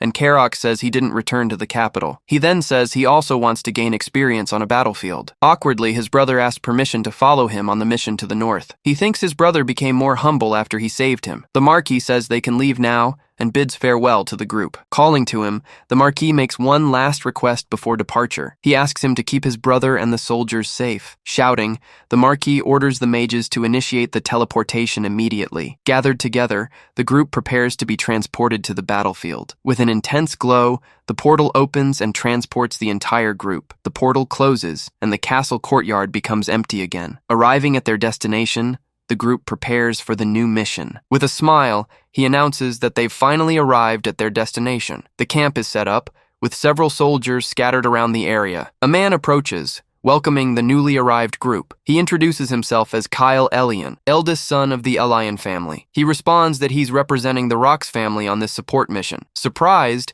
Kyle recognizes him as Urin Rox, leaving him a bit embarrassed. He says he was wondering who would come, and it was the person who defeated him. Awkwardly, he says it was just a training session, and Kyle agrees with him. He then invites him to meet the Duke and guides him through the camp. Agreeing, he follows Kyle toward the main tent of the camp. In the tent, a man in golden armor laughs and receives him with joy. He introduces him as the famous slayer of King Sharkrai, Urin Rox. Thanking him, he says he'll do his best to help with the mission. He asks when the expedition will be, and the Duke warns it'll be tomorrow. The Duke says that with the support, they'll definitely retake the wall. But suddenly, a sound of drums interrupts the conversation in the tent. The Duke is shocked to see the enemy army already marching to attack. Shocked, he wonders if that's a Dullahan leading the troops. The headless knight advances, with a horde of undead at his side. One of the soldiers shouts that they can't retreat, but his face changes. Advancing, he runs alone to face the Dullahan with only a dagger. He throws the bone-melting powder on the soldier who was possessed. Screaming in pain, the soldier feels the poison take effect on his body. An intense light emanates from his eyes. As the evil spirit is expelled, the poison hits the spirit, which screams in pain upon being struck directly. With a final blow, the Dullahan is hit, and his body begins to melt. A sphere of light emerges, and the mage wonders what that is. He wonders what just happened, looking at the floating sphere. Inside the sphere, he sees a strange reflection and questions his own identity.